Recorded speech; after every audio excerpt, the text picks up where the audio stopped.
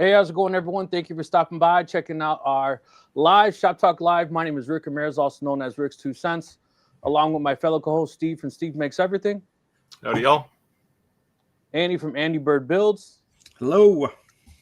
And Roger from Roger Shop. Howdy, howdy. See some people writing live, so obviously you have some questions. Let us know. And as always, we like to see where you're joining us from. So feel free to drop in the comments where you're joining us from. And I want to just say something really quick about our last live. We did have someone who won a rotary from Roger. Roger, I did confirm, and I will send you that today. Sorry for the delay. But the reason I'm bringing it up is because he said, Rick, this is my second winning. I feel bad I won't enter any future contests. And I said, no, I think that's awesome. And that shows if you're a loyal subscriber and you're a loyal watcher, that you have an opportunity to win things. Not only did he win a laser, but he won a rotary tool, and I think he won some. Loyalty has its rewards, right? Yeah. So I encourage him to join our lives. I encourage him to enter as many giveaways as he wants. I would actually encourage him to buy lottery tickets. Buy one for me, please. Yeah, don't stop playing. Keep playing. That's what I said. That's what I said. No, not at all. Although Canada does have a better lottery system. When you win the lottery, Canada, you can win. Somebody here just won $60 million tax free. Right. I wish it was that way. We don't pay tax on gains like that. Yeah, I just wish I could take advantage of it. You're about to pay a lot of tax. Yeah. Here they'll probably. Yeah, you guys will too, right? Nobody on this call, but. So I don't know, well, not that I want to talk about politics, but I don't know if the northern states know how much electricity that keeps their lights on comes from us. Oh yeah, there's quite a bit on the grid that comes from up there. I'm familiar with the distribution grid. I'm sure Rick is too. Yeah. Mm-hmm. Where's like the cutoff? Like where would you say it starts coming? Like you electricians. It can come from thousands of miles away. Yeah. If the distribution grid will take it, it could come from thousands of miles away. So pretty much think everywhere in the United States, with an exception for Texas. Right? They're all on the same grid. So Texas has got its own thing going on. If the neighboring state needs power, you borrow. See, this is why I didn't want to talk politics, because now we're chasing squirrels again. Yeah, but you buy it though. But you buy it. It's not like even Steven, like you're buying it. So yeah. Anyway, the guy who's in control of our power utility said, "Oh, it's easy. We'll just pull the plug." So if it gets cold in New York or Pennsylvania or even down into Ohio, you know why. I think Canada's too dependent on the money. We'd figure it out. Yeah, I don't know. Yeah, we'd figure it out. For now, yeah, because you got to think like it's illegal for companies to own like whole areas, right? So they may not be the same company, but they may be owned under an umbrella company. Yeah, so from here to New York, maybe 5 different companies, but it may be kind of the same company. All I know is that whatever it is, whoever's getting paid is getting paid a lot right now. Because I was thinking about this earlier, Steve. You need to maybe it's not your air, but it is your country's air, and you need to take it back. Why? That cold air has gone too far south. Hey, you need to take it back. Hey, I saw snow on the news today. I saw snow in Florida. Yeah. I look outside my yard and I have green grass. So don't tell me about your cold weather, man. I said what amazed me was all the snow in New Orleans, because we've been down in New Orleans a lot. I mean, it just don't snow there. I don't know what the hell we're going to do with 8 inches of it. They said it was snowing right down into Florida. Oh, yeah. Multicast said everything was shut down today due to ice on the roads. Hope you return to work soon tomorrow. Where are you from? North Carolina. South Carolina. Yeah, I saw. So we a few years ago we vacationed in the Outer Banks, North Carolina, and they get occasional snow. Don't get me wrong, but because it's not like far south. But it was a really crazy picture of like the beach sand, like covered in snow. Yeah, when it snows here, that's what it looks like. It's so weird. It's like, but we have no snow, so yeah. Well, I'm okay with that. I saw an article today online that said Allstate is raising their rate 17%. So I called him and I said, hey, what's the deal, man? Are you guys really raising your rate 17%? And he says, yes and no. I said, okay, what's that mean? He says, Allstate, like when you insure your house, you can insure your house for what you owe on your mortgage or what your house is worth. Allstate is no longer allowing you to insure your house for what you owe. You have to insure what it's worth. He said, so the people who are only, let's say you bought your house is worth 500,000, but you only owe 80 grand left on the house. Your insurance is super cheap. So when you go from an $80,000 policy to a $500,000 policy, you're going to have this huge increase. But I've always had my house insured for replacement value. Yeah, I do too. That to me, that makes no sense to just have what's left on your mortgage, especially since I don't have one anymore. Right. Yeah. So they were like, oh, well, if your house burns down, technically we pay off your land and you can get another mortgage and build a house. I'm like, no. All right. Let's talk about lasers and CNCs. Hey, there was a great question here. It said Canada needs to power our lasers. LOL. Nice one. Well, they power mine. That's actually my solar. I'm carbon neutral where I live. Like I don't pay electricity bills, right? Because I have solar panels. That's a great segue. Okay. Be honest. So you actually generate enough power to live completely off grid. You're not pulling any power off grid. So I'm not allowed to be off grid here. You have to be connected, but I generate way more electricity than I use. So. See, the problem with that here is if you don't have battery banks, let's just say when you're not using power, you're backfeeding for 10 cents. And when you do use power, you buy it back for 25. Yeah. See, here, if I produce a surplus, it just gets my meter runs backwards, right? They push it back onto the grid. And it's like it's in a bank account for me. So in the wintertime, when I don't generate as much, I tap into it. And nice. So when you say generate, like, you're doing this with like CNC and lasers, right? Somehow you're capturing that energy. CNC lasers. Yeah, I've 3D printed my own solar panels. You've got a bunch of squirrels, and they're running to town. Speaking of 3D printers, since Roger's here, that's a fiasco. I've been testing this FL Sun T1 Pro Delta 3D printer. This thing is sweet, man. 1,000 millimeters a second, and I've seen it. I've done it. Well, I thought you were going to bring up Bamboo Labs' big boner they pulled this last week. Well, which this week or anytime, because they pulled a few. But. They pulled a big one this last week. It's like when they came out with New Coke, that kind of blunder, or when Bud Light put the transgender thing on their cans, that kind of blunder. It's just. It's all over YouTube now, and I haven't posted any videos on it myself. What'd they do? They're going to come out with a new firmware that's basically going to lock down your computer or printer rather, supposedly for security purposes. Lock it down. Only it's going to lock you out? No, it's going to lock you out from using third-party software like Orchid Slicer, or if you have an A1 and use a pen to touch screen, you won't be able to use it. Well, then they've backpedaled a little bit and said, well. The new firmware really is still in beta, and we're not going to release it yet. The release date was supposed to be tomorrow, and they've backed that out now. But what that would essentially do is, if you do the new firmware update, would prevent you from using any third-party software or third-party peripherals. And there are some other hacks, and there's another open source firmware you can put onto an X1 Carbon if you sign a waiver, and it's gotten to be just a mess. Crazy. And from what I understand, there's been just thousands of people have canceled orders. Wow. Yeah, maybe the safest thing to do is to just disconnect your Bamboo printer from the internet. Yeah. Yeah. Well, there's a thing too. There's a code that's in the firmware from when it was manufactured, and that code expires in 10 years unless that code gets updated by firmware. So it could, if you never updated your firmware, kept using your printer, you're going to get to that certain point, it's going to brick it. Someone will crack it. Yeah, I'm sure they will. They'll crack it. Well, I'm happy to say that an FL Sun runs, they have their own slicer, but it's basically Orca Slicer. You can run Orca Slicer. So Jim said, hey, he beats his house with a ladder and a 3D printer.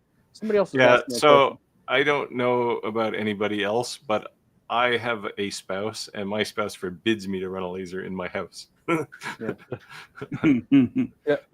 Suffice it to say, if I ran a laser in my house, it would get very heated. This is the question.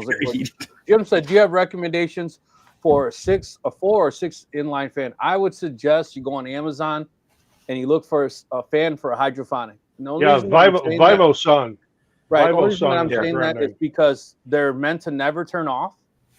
So the bearings are going to last forever and they're going to be able to handle it. Because if you're buying something that's like for an attic or something like that, they're not meant to be on 12 hours constant, right? And you're going to bear out the bearings. So those hydroponic fans.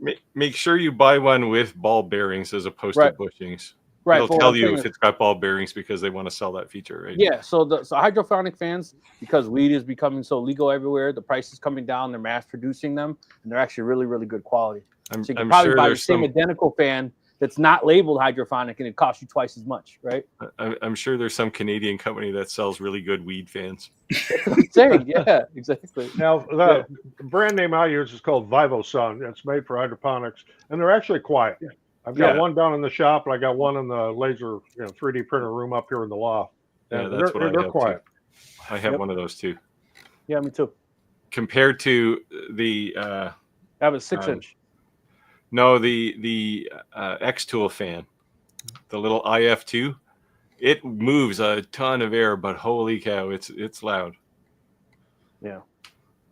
I like it. Like, it's mounted on my wall. I use it every day, but it's pretty loud.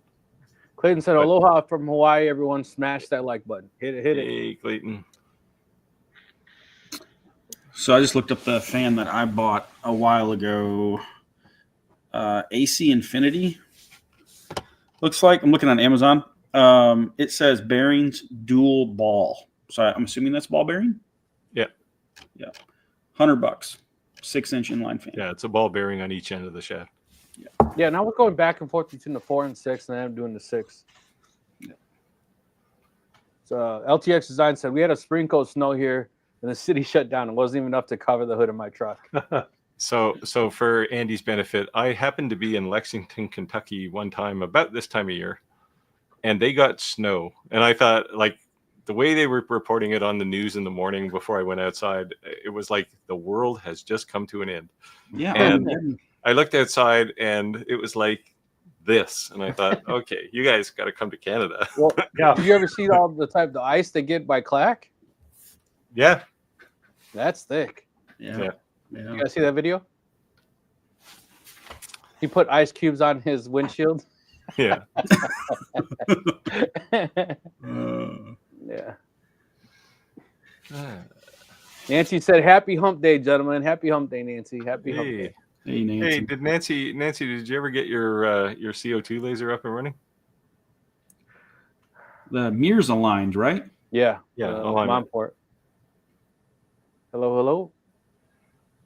Yeah, I can see where Sam Craft to be ticked because all them Bamboo Lab printers he has a lot of them. He's got a farm, yeah. Yeah, I mean, I have 16 3D printers, and I was eventually going to update everything and go all Bamboo Lab, but now I'm not so sure I'm going to do that. So I was, with this FL Sun, I was printing things like this. This is pretty much solid. It's not like 10% infill. This takes about 4.5 hours on the Creality K1 Pro. This took about a little over 2 hours on the FL Sun. It is just amazing. Like, you look at Delta printers, I don't know if you've ever seen one. It looks like this big fragile thing, but man, they move. And they actually have a faster one. They have the S1 Pro, which is 1200 millimeters a second.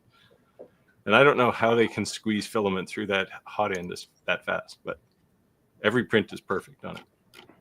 So I went down the rabbit hole watching every YouTube video I could on CNCs, really trying to make my mind up on which one I would like to purchase. I had 3 top hitters. The 150 Elite, the 4x4, right? The Carbon 3, the Shapeoko, or however you say it. How do you say it? Shapeoko. Yeah, Shapeoko. Shapeoko 5. And then the the alt mill, right? Those are my top threes. And what I came to the conclusion of, and I'm only saying based on watching other people's video because I don't physically have never used them, is the alt mill is the fastest, but it's the buggiest. It's a new kid on the block, and it has kinks they still need to work out. How could it be faster? Doesn't it have smaller stepper Oh, motors? no, they did side-by-side comparisons, same exact files and run them, and it's like but how is that possible? Because you're setting the speed and all the acceleration. Well, they could amp up the acceleration in firmware, I guess. But... Yeah. So what they're doing is they're saying out of box experience. They're not adjusting whatever the manufacturer sets to. So they're saying you could modify the settings to be able to go faster. Anyone who's ever hit the home button on a Onefinity Elite knows that the out of box experience is not correct.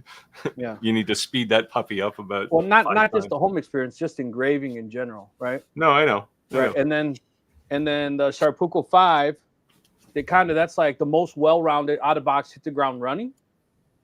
But the Onefinity kind of seems like it's more robust, like a firmer. Less. What they were saying is that, and the flip side of that coin is they say they make this big robust system, but they still only have 4 screws holding the router on. So like it's like holding it to the table. Right. So like it's like there's more than 4 screws. There's 4 screws in each corner. That clamp? You're talking about the thing that holds the spindle? Yeah. When it goes no. To the spindle? Or are you talking? I think he's talking about the rails to the. No, not the rails. Just the thing that goes the front piece that actually goes over the top. Yeah. Well, how many screws are you going to put in it? 6. What's the difference? Yeah. No. They were saying that just the other manufacturers seemed a little more firmer in there. There was less. I don't know. I don't know. I think that's. But what I'm watching is all these guys. The guys that I was watching, looking at, they're all reputable. Like. Yeah. Well, whatever, but they're also, we all have our biases, right? So yeah, no, but the funny part was so all I can tell you is I have plowed my spindle with a 1/4 inch bit. I've plowed it through a piece of wood with the spindle stopped, and it carved a very rough groove through a piece of hardwood and didn't rattle that spindle at all. So I'm kind of doubtful that that's really impactful. But all 3 of those machines could do that. Yeah. I think it's kind of, like I said, I think they're maybe stretching for something to complain about. Yeah. I mean, if you're going to complain about things on the Onefinity, there are things definitely to complain about. But it's really interesting. Like, so I'm deep in this right now. I'm releasing a video the plan is next Thursday. It's going to be one of those videos where all the machine fanboys are going to come out and you're going to create enemies. Yeah. All right. Welcome to my world, man. But it's my opinion, right? It's my biases based on my experience. So yeah, all 3 of those machines, it's interesting. Like, maybe we can discuss this. Like, why are people, I'm trying to figure this out. Maybe I'll include this in the video. Why are people so predisposed to comparing speed? Yeah. It's like speed. Yeah. There is so much more to it than speed.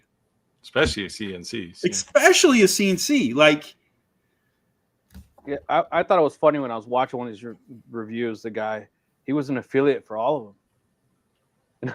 Like, he's like, so I'm not being unbiased because honestly, anyone you click on, I'm gonna make a little ching ching if you click on my affiliate link. Wow, so I'm just gonna tell you the weak point, that I think is the weakest point in this machine. I'm not saying it's a horrible machine. I wouldn't even recommend you buy it at all. But I'm just gonna be honest on any flaw that I see. So he seems pretty transparent. I mean, my approach is the same way, and I know you all feel the same way about lasers or CNCs. I mean, the size of my audience and the authority that I have kind of in the CNC dedicated CNC space, I literally have been offered every single one of those machines. Like, I could get any of them, and that's not me bragging or anything, but just like, it's I'm not going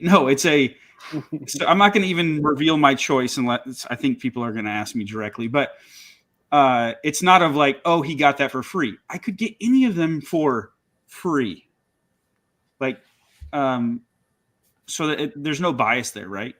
I use what I like, and I'm going to tell you the reason why I like it. Yeah. Now, to answer a question there was up a little bit ago about if you need an exhaust fan for PLA or PETG, no. If you're going to use ABS or ASA, yes, you do. So, Roger, do you want to step it back and explain the difference if someone doesn't even know what that question meant? The PLA and a PETG, when you're printing it, you aren't even going to smell anything. At least I don't. Maybe my smeller is not as good as it used to be. But anytime you're using ABS or ASA, you're going to have high temperatures to start with. You need an enclosed printer for those, and they do make fumes, and those fumes are toxic. What's the setup like? Like, let's say I was going to run. Can I even run that in my bamboo? Did you get an X1? No, I got the P1S. Well, it's enclosed. Yeah. Yeah, you can run ASA or ABS. So how would I set that exhaust up, like in an enclosed system like that?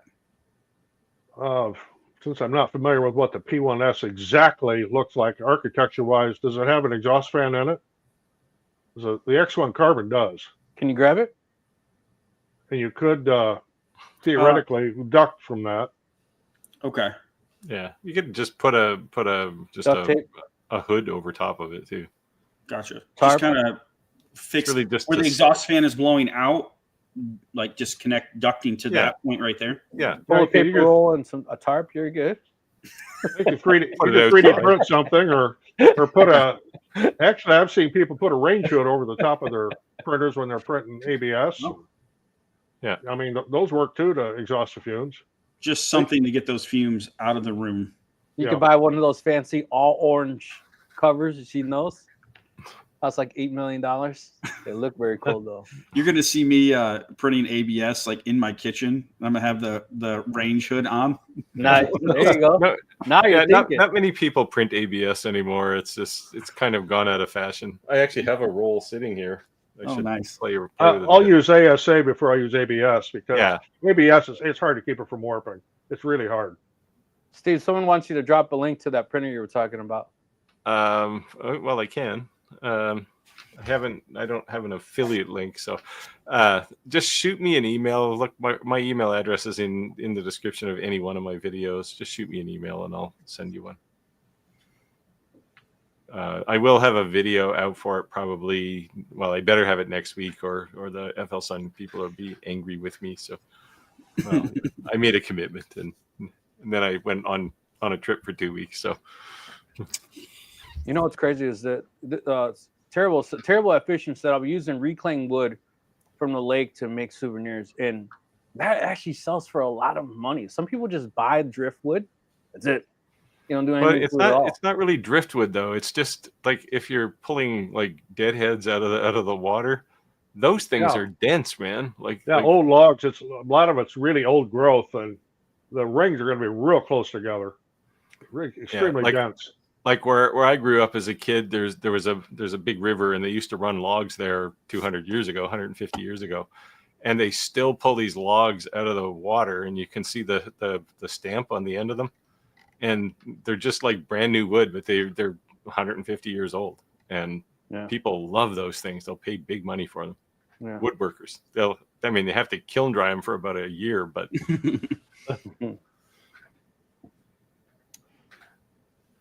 I got a fume clear for my fumes. It's perfect. Yeah. Yeah. I don't know. How many people have fume extractors? I don't know. I've never been inspired. I think the best way to get rid of fumes is to put them outside. Make them your neighbor's problem. Yeah. Yep. I remember like use a fume extractor if you have to. Like if you live in the 27th floor of an apartment building, sure. But or if you're at a trade show.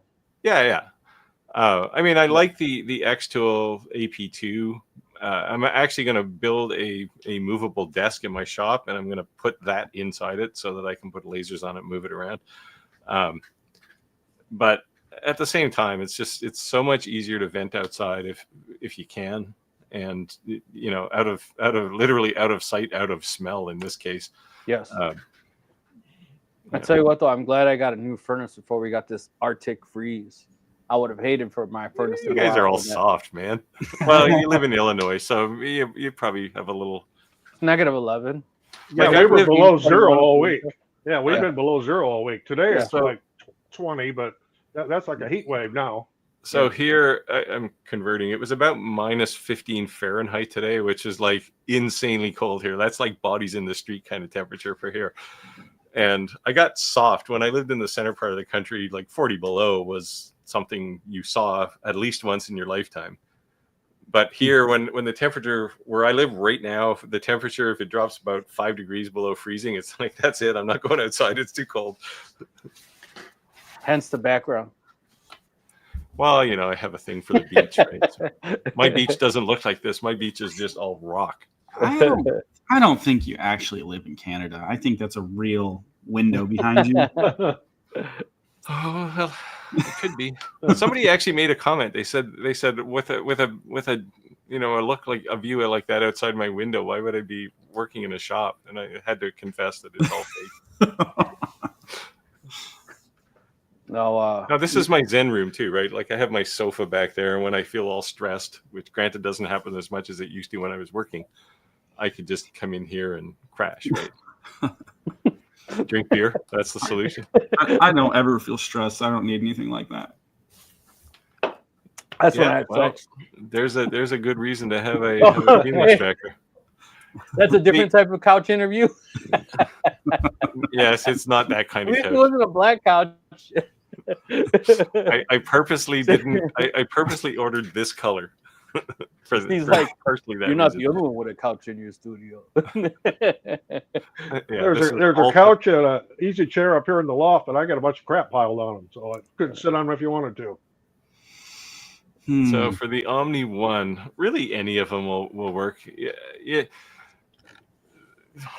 So UV Nancy, I lasers tend to need less intense fume extraction because you're not really doing deep engraving. You're not engraving wood probably, and if you do, it's an ablation process, not a burning process like a diode laser. So instead of smoke, you're just getting little particles of dust blown off the surface. I would just say buy a 6-inch, go bigger, go home, because you're going to use it on your mom port. You're going to use it on everything, right? You're not going to buy 6 pants.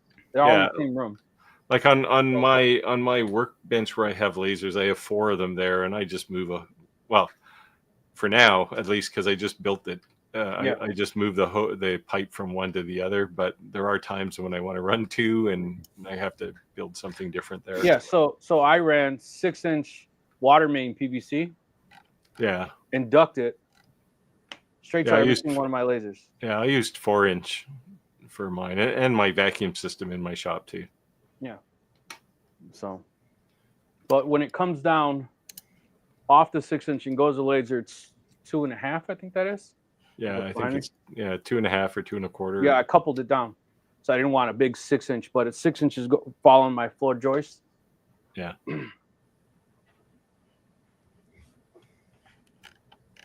So anybody have any questions? Let us know. Appreciate everyone I enjoying. have been ice fishing. So I have never been ice fishing. You Just live in Canada, going you've never outside been in the ice wintertime just does not seem like a good thing for me to do. So What I the did it hell? when I was like really young, like a teenager, but I have not done it since because I do not like the cold. sitting my behind on a piece of ice does not enthuse me in the slightest. So if you have to use a vent, what I would suggest that you do is they sell these floor AC units that you can roll around. Yeah. And those floor AC units actually have these attachments because the AC unit's going to suck air and it has to blow hot air outside, right? So if you have a roll around AC unit, they have these kits that actually go into the window and you can close the window on it and then you can actually put your duct to it. So I would go on Amazon and buy one of those because now you're not fabricating something to fit. It's actually made for that, but you're actually using it for something else. But it's the same sizes. It's going to fit your window perfect. You know. So what I did up here in the loft and back in the laser 3D printer room was I cut a piece of plywood that will fit that window opening that I could close the window down on and weather strip around it. And I've got 2 4-inch dryer vents poking out through it with backdraft louvers on them. Yeah, but that's also on the second floor, Roger. Yeah. Right. So you don't. If that was someone's first floor, someone come in. So it's like an extension ladder and come in. So, that's all the reason I was saying that. Yeah. So good segue to this question. A lot of fume extractors also have an output pipe on them, and you can then subsequently run it outside if you want.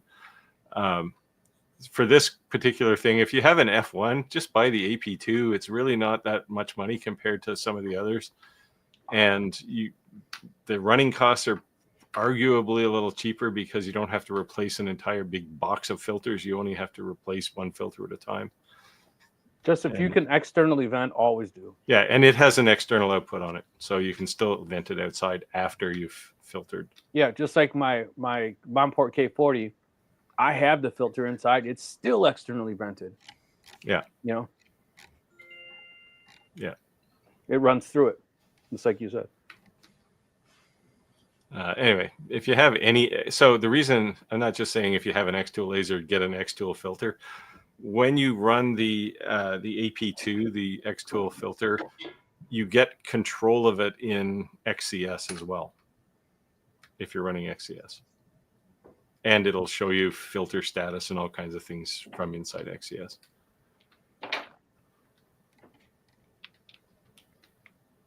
It's a toasty 55 degrees. I could go for that. Somebody here did the conversion. Yes, minus 15 Fahrenheit is probably 46. Oh, he's called it 46 Fahrenheit. I thought you did the conversion to Celsius or something. So that's normal. So where I live, temperatures bounce around plus and minus, freezing a few degrees. So, but we do get, like now when the Chicago people or the Illinois people let cold air slip away, it ends up here. Nancy said I'm 15, 20 minutes away from that view. Not to brag, but it's toasty 55 degrees. She's I don't know. I think this is the Maldives, actually. If you live 15 minutes from there, you're in the ocean somewhere. But if you live in Florida, if you live in Florida today, you might have been shoveling snow, but I guess South Florida probably didn't have to endure that. Multicraft said, I bought a Crowdy hood for my laser, but the fan they provide is too small, actually 3-inch.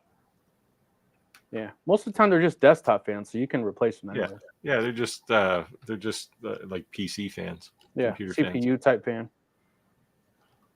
Nate said, yes, but I'm not going to take those holes off the mom part every time I'm using it. So what you can do is get a couple of gates and put a T there, and then you can just turn one or the other or both open, and you can vent both of them. So I actually turn it off, gates, like you said.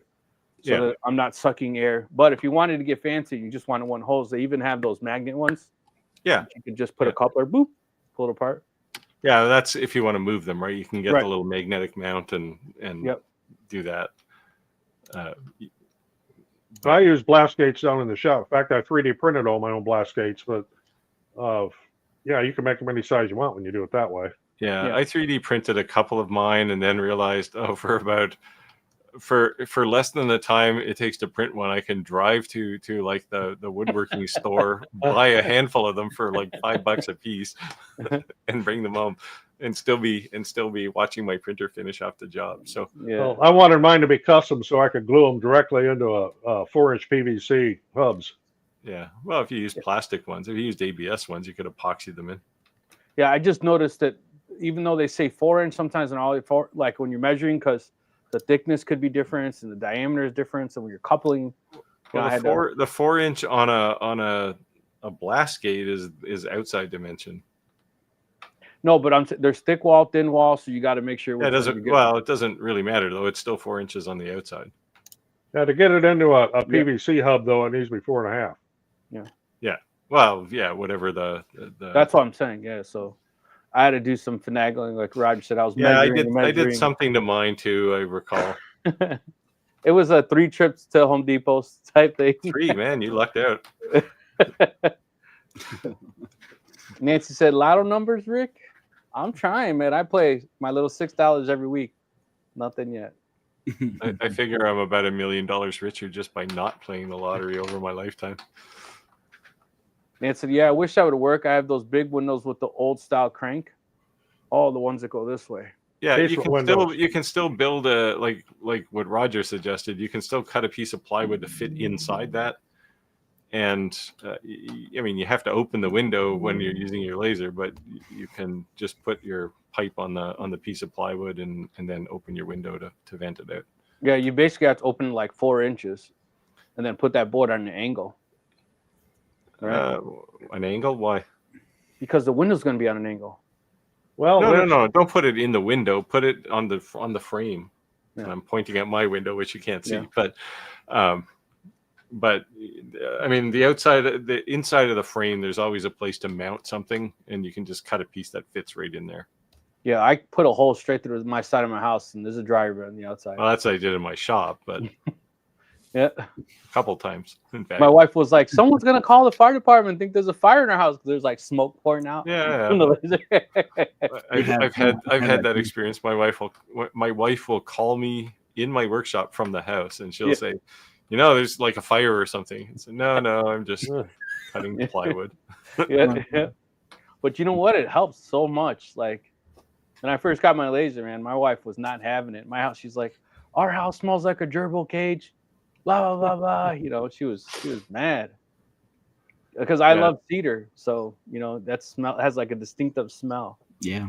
Well, you won't have any moths then if you got cedar growing around. I love the smell of cedar. Yeah. What do we got? Let's see here. Yeah, I mean, use a filter if you have to. The thing I don't like about filters isn't whether they work or not. It's the fact that you got to keep buying filters, and they're not cheap, right? It's kind of the filter business is kind of like the inkjet printer business. They give you the printer and then they sell you the inkjet cartridges for about $50 a piece. Right. Yeah. Here's a printer for $99, and the refill your inks is $250.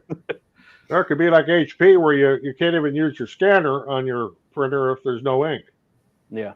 That's crazy. I have no HP anything around here anymore. Yeah, I used to be a big HP guy. Now I'm Epson. Everything's Epson. I've never really owned much in the HP world. Yep.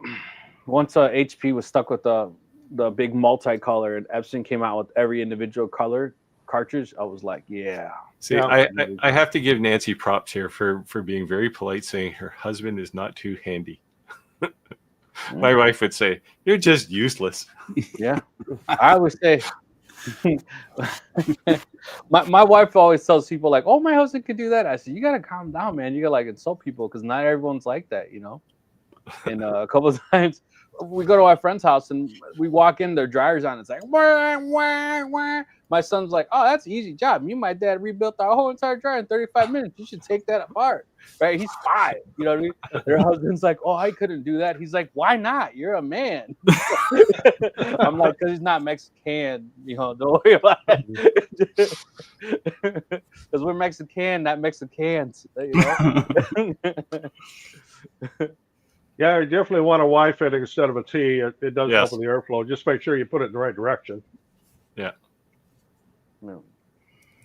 Well, Make sure it sounds stupid, but make sure you got the fan going in the right direction too.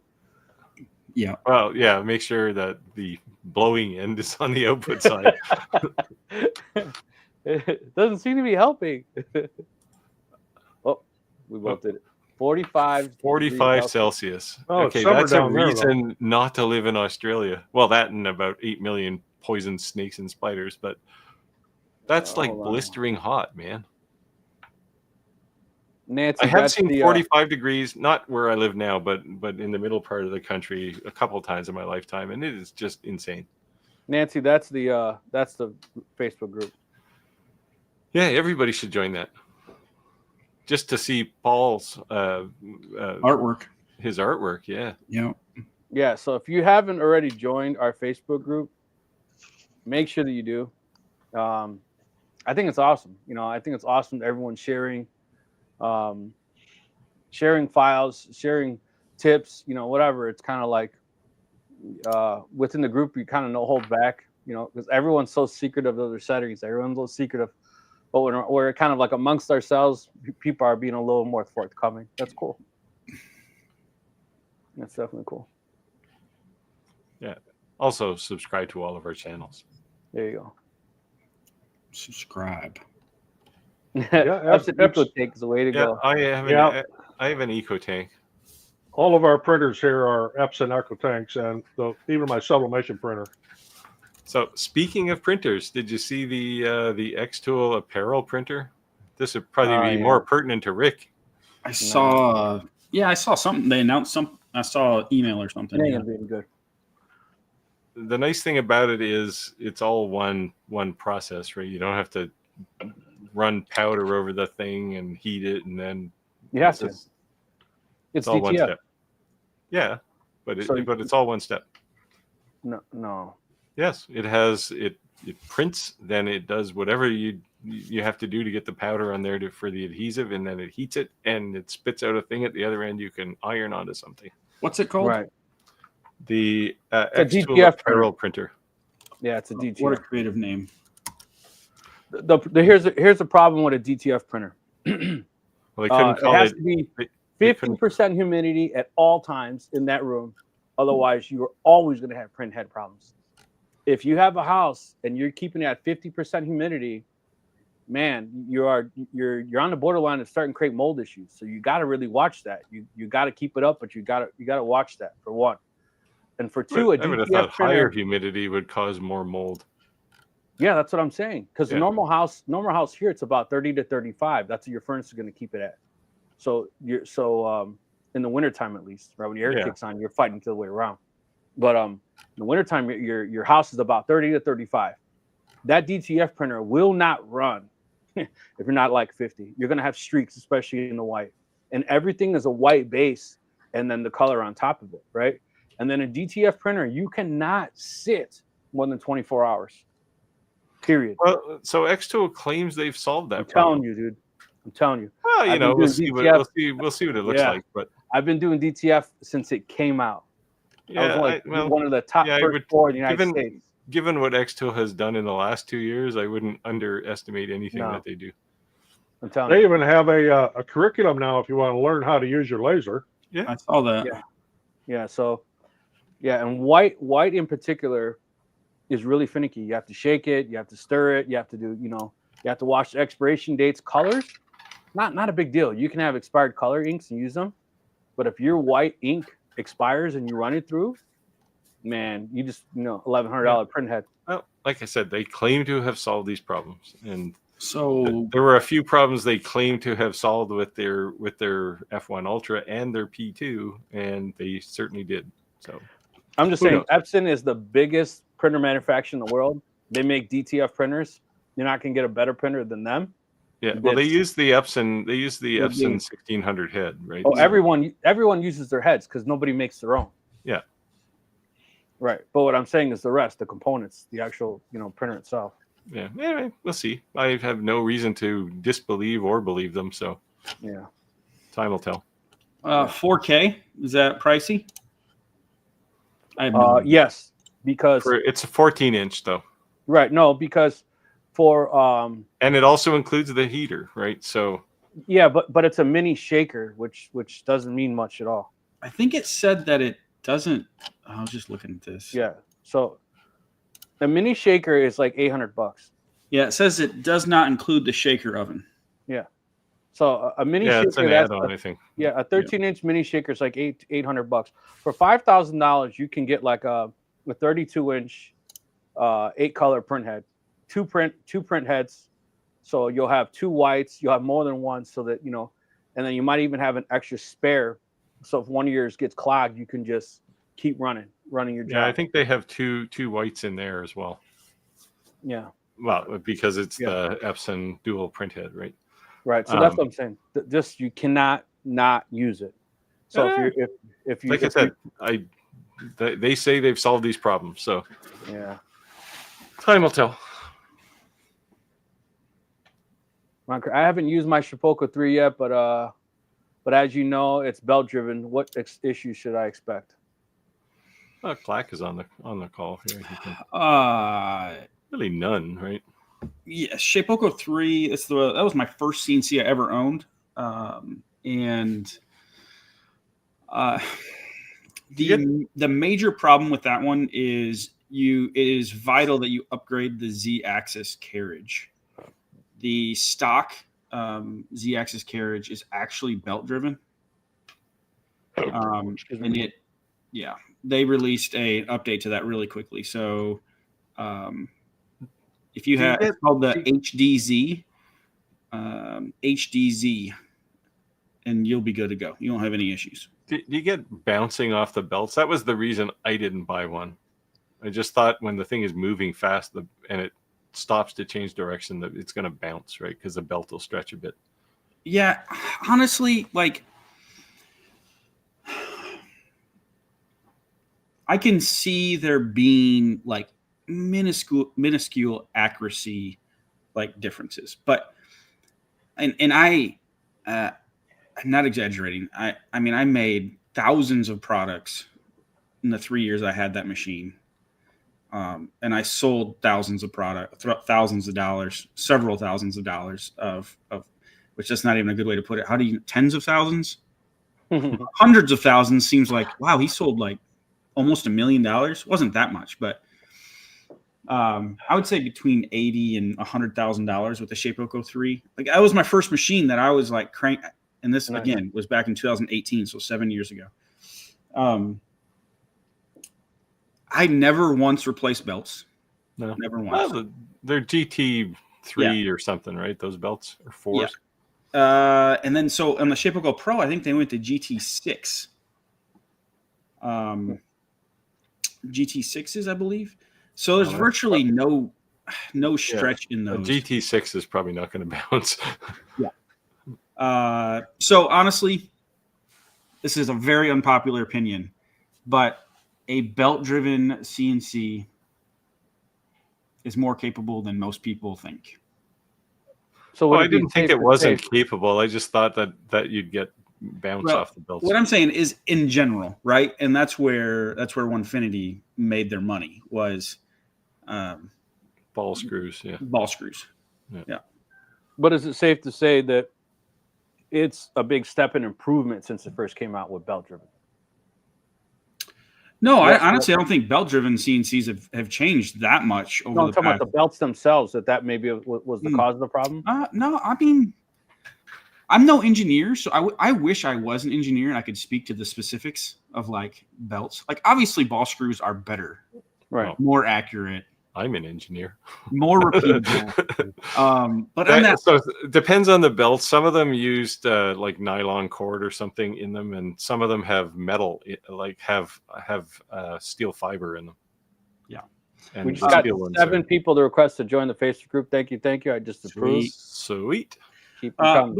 But Steve, what I was saying is not necessarily you, but in general, the communities, people are like, belts on a CNC. Oh, well, that's good marketing though on the part of Onefinity and a few others, right? Yeah, I mean, there's belts on your car, and you drive it 100 miles an hour. Okay, there's no belts on my car. Excuse me. My car is direct drive.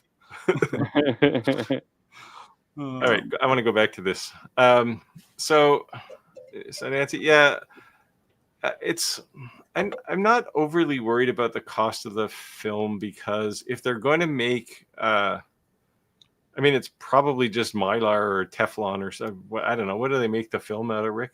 It's called PET film. It has a special coating on it, and it makes a huge difference. So, but it's probably only a matter if this thing is popular, it'll only be a matter of time before some other company starts pumping out rolls of this stuff. Oh, there's probably 40 different companies and manufacturers. No, well, yeah. So the difference here though is they use like tractor feed on them, so they got the holes up the sides. Oh.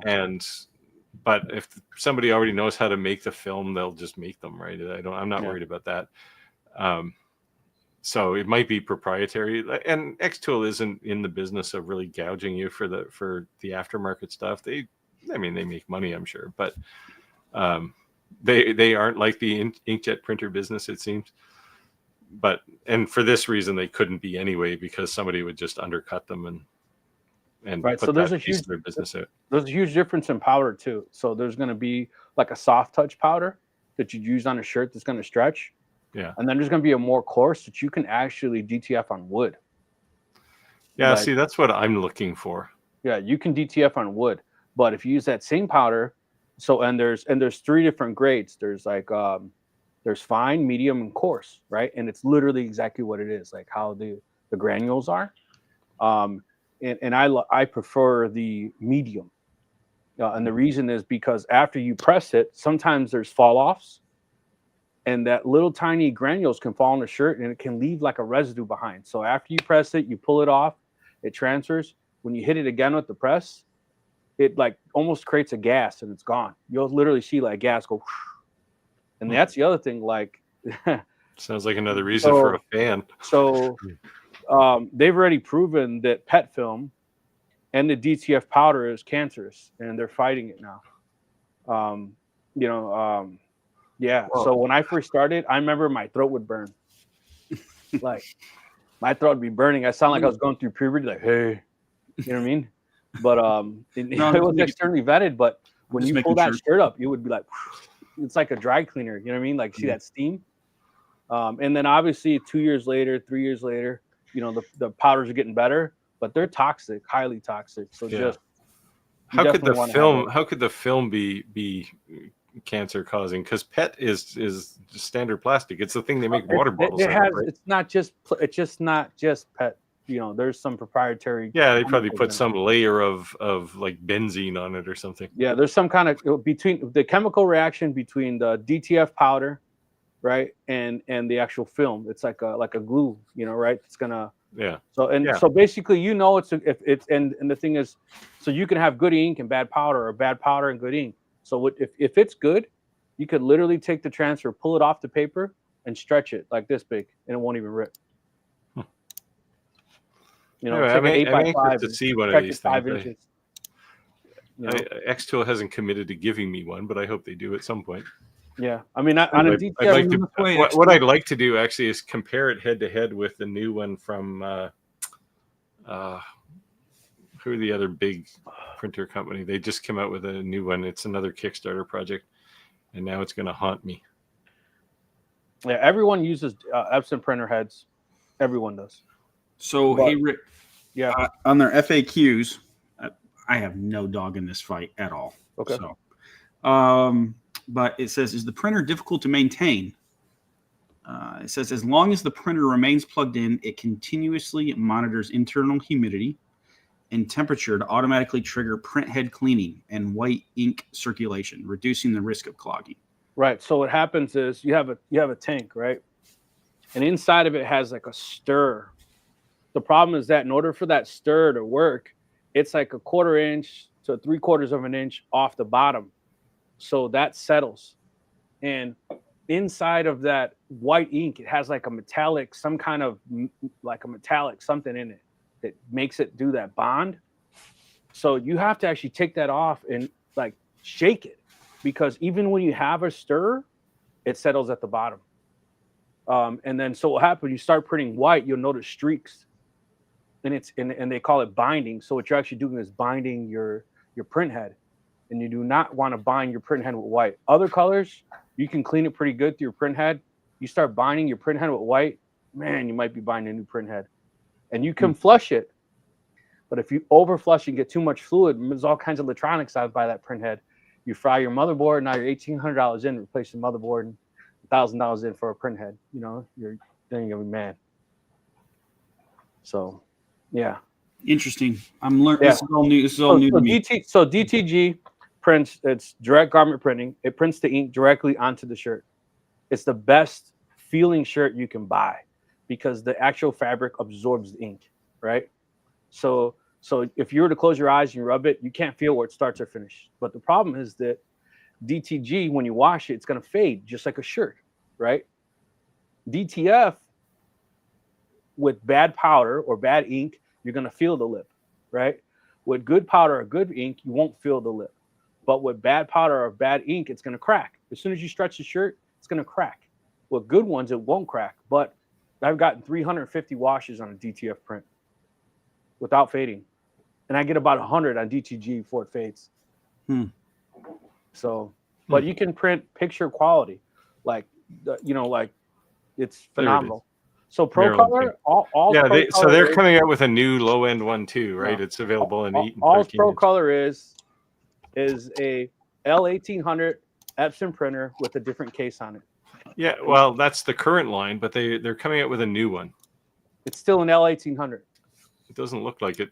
It doesn't matter. It's the No, it doesn't. It doesn't look like it's the same anything. No, it's like the gut. It's the gut. It's more than just the case. Like no, this, it's not the case at all. I'm talking about the motherboard. No, I know, but they did a Kickstarter project for this thing. Yeah. And you wouldn't, if they were just repackaging something, you wouldn't do a Kickstarter project. You just inject. There's like 5 companies who rebrand L1800s. Oh yeah, I know, it's a popular one. I've looked at that one from a couple different companies. Yeah. But the new one they have, the 13-inch one is, I think, 2,800. Like, it's quite a bit cheaper than certainly this xtool, but it doesn't have. You still end up having to buy a bunch of things, right? So, and the other thing you got to be honest with yourself is, those type of printers are phenomenal for someone who wants to print a shirt on demand, right? Customer comes in, you want to print it instantly. Cool. It's going to print out in 8 minutes, 12 minutes. You're not going to print 200 shirts with that. No. You're not. 12 minutes to print a shirt. So, if I was gonna print 200 shirts, I'd phone somebody and have it done. You know what I mean? But what I'm saying is, phone Rick and have it done. I don't care what kind of printer I have. No, but if you had a commercial printer, you could print 200 shirts in like 12 minutes. Yeah. 15 minutes. You know, but now you're not. Now you're talking $8,000 to $15,000, right? The printer is $8,000. Yeah, well, that's the thing, right? These things are just crazy. I mean, I don't personally care if xtool builds the best printer or not. What they're building is something that I think is a bit disruptive, right? And it's going to keep everyone else honest.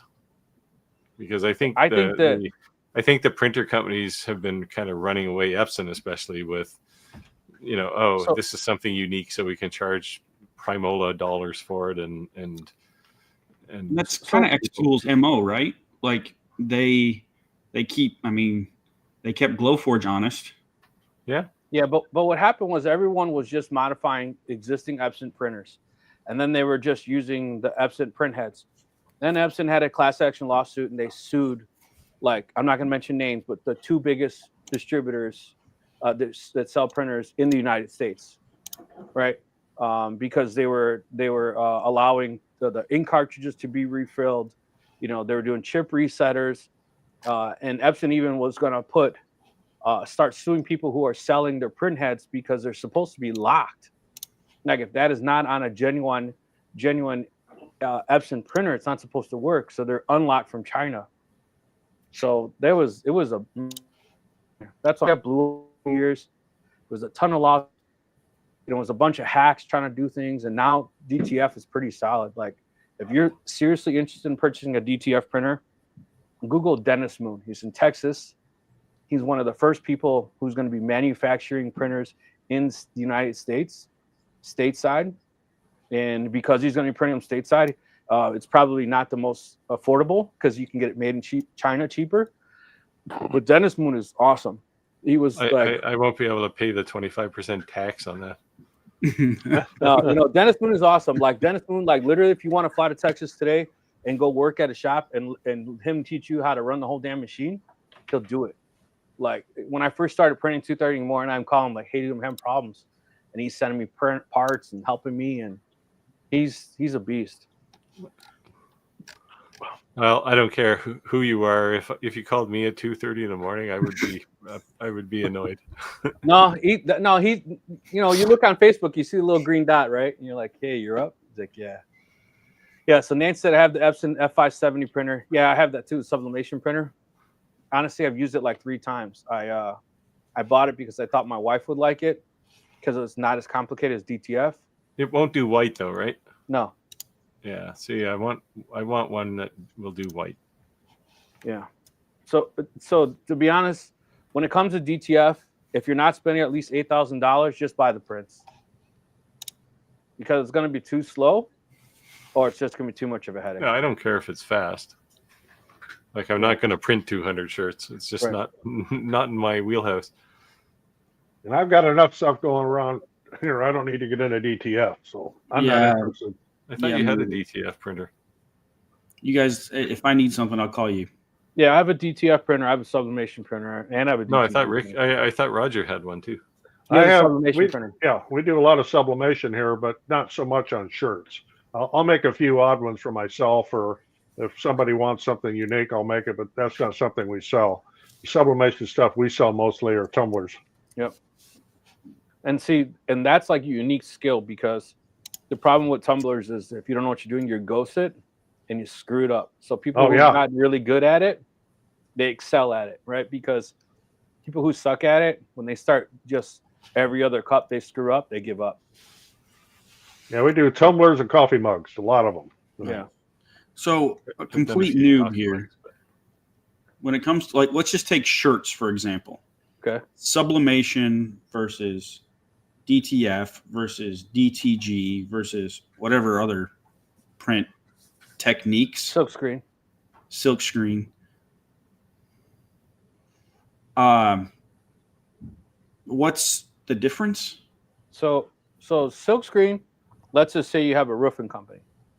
Okay. Most of the time they're only gonna have two colors, if not one, for shirts. They're not full color, they're just like two color logo, right? Mm-hmm. And they're gonna do probably a thinner shirt because they're on the roofs, and they're gonna order 200 to 300 shirts. Okay. So you're gonna silkscreen that because you're gonna pump them out super fast, right? But let's just say that same exact company wanted 6 or 7 or 8 different colors or a full color. You're not gonna do that silkscreen. All those screens, too much time. So 2 colors, big quantity orders, silkscreen all the way, and they're gonna last years. I have silkscreen shirts I made in '98. They're a little, they look faded, but they're still there, right? They're not all cracked up. And then DTG, DTG is only good for really, honestly, like full color pictures on your front. Because the thing is that you have to put the shirt inside the printer. So you're not honestly printing any shirt over 2XL. Otherwise, it's such a pain in the butt. It's on, because it's, you know, it's huge, right? And then also, like on DTG printer, yes, you could, they have all these attachments that you can put the sleeve in, but it's such a pain in the butt, right? So like, if you want to do down the sleeve, around the back of the neck, you don't do that. So if you want to do full color, high resolution, some like kick-ass color, just the front, like rest in peace type shirts, Mm-hmm. That's DTG, right? Especially like a kiosk type store type thing, right?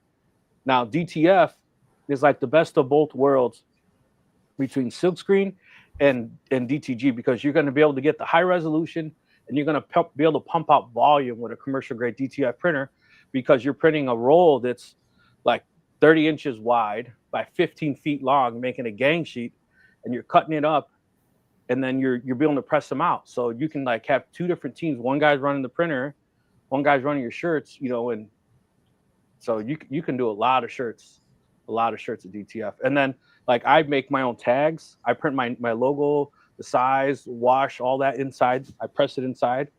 So when I buy Hanes shirts, that there's a shirt company called shirtspace.com.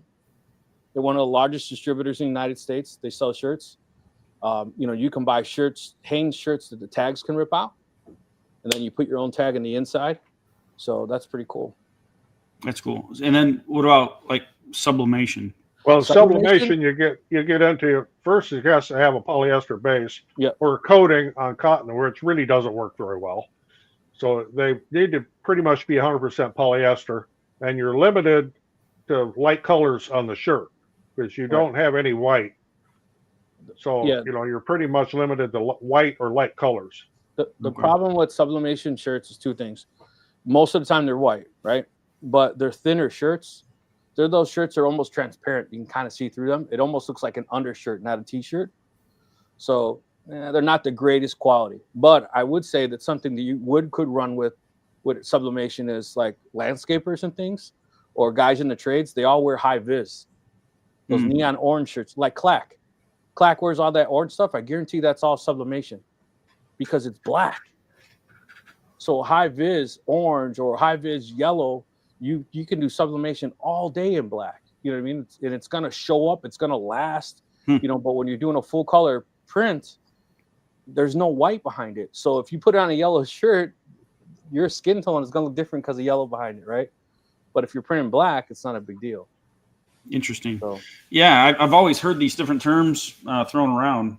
But yeah, I guess, is there, what's the most common? Like, let's say,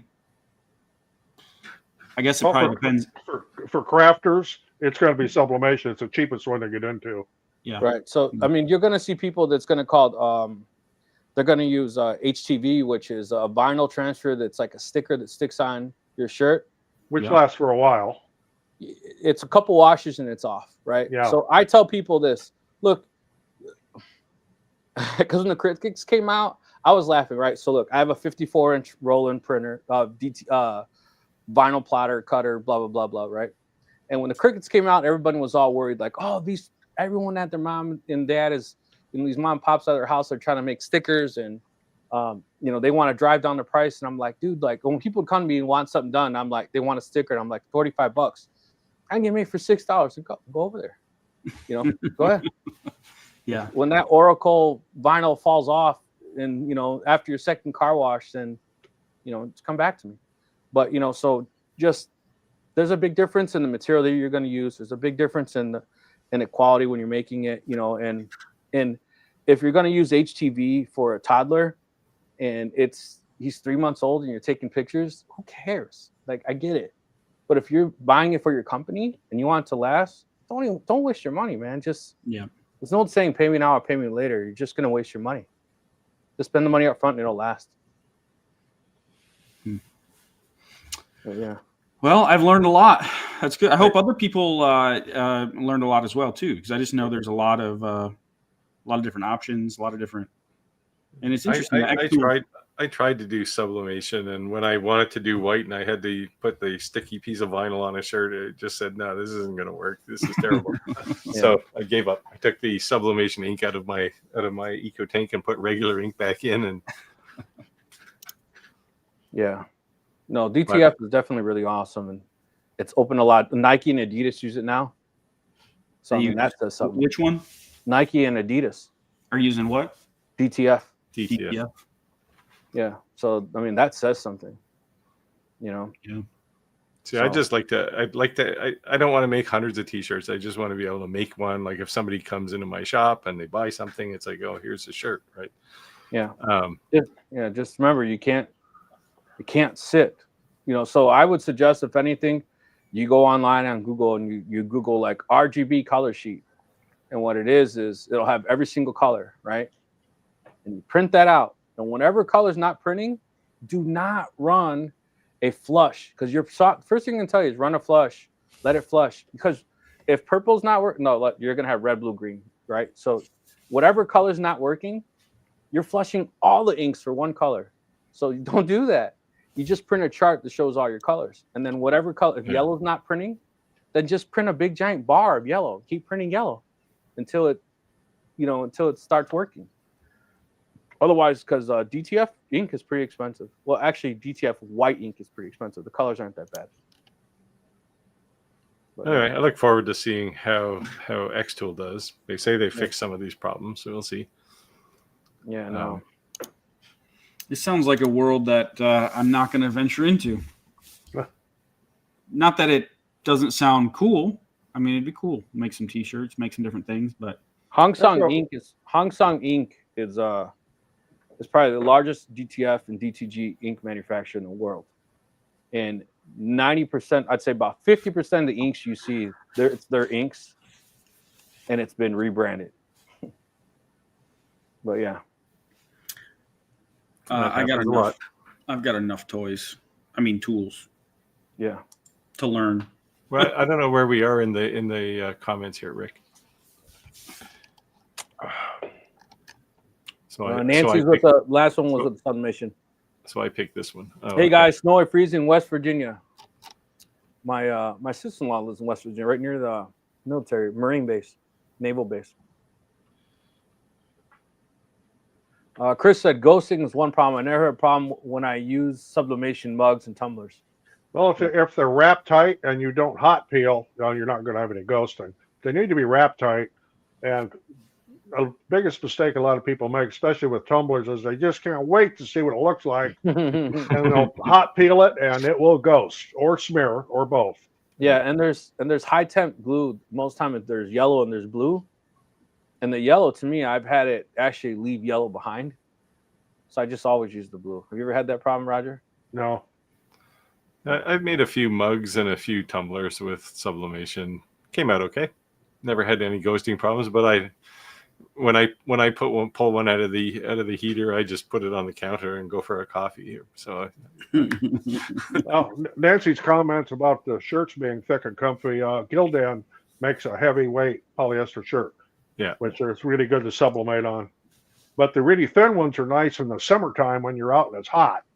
Yeah, polyester is not the coolest. Yeah.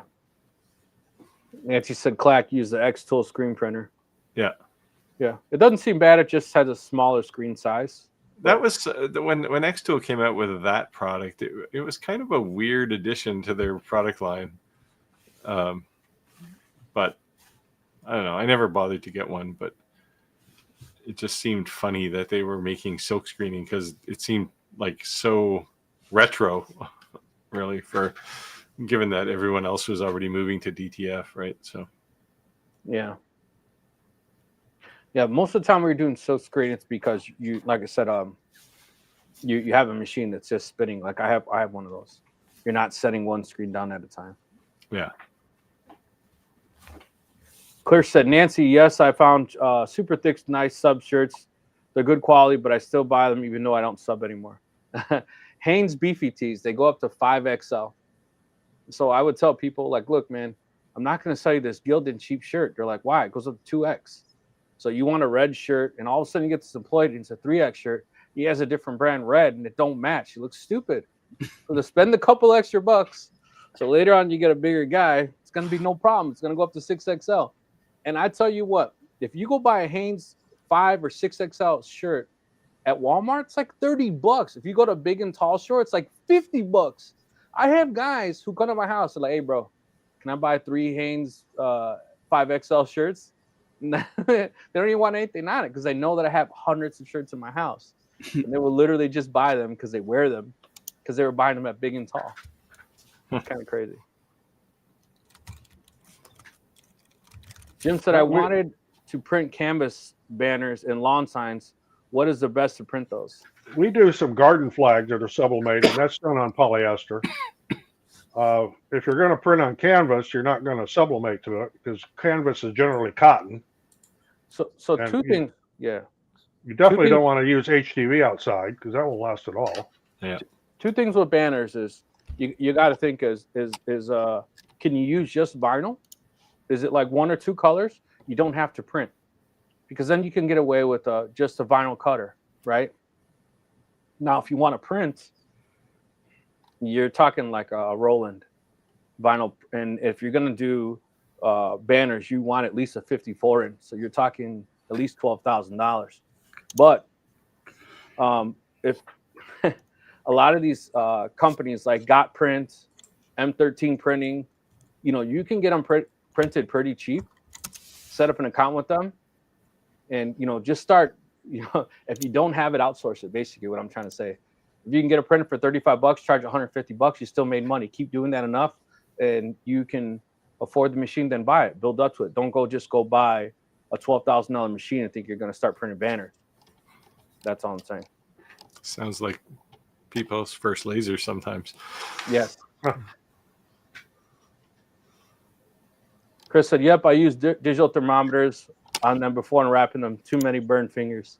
Well, what I do is when we're cranking them out, I rarely ever do like 1 or 2 at a time. We usually do 10 and up at a time. There will be virtually cold peeled because as I take them off the press, I just set them over on a hot plate kind of thing, or so I don't burn my table.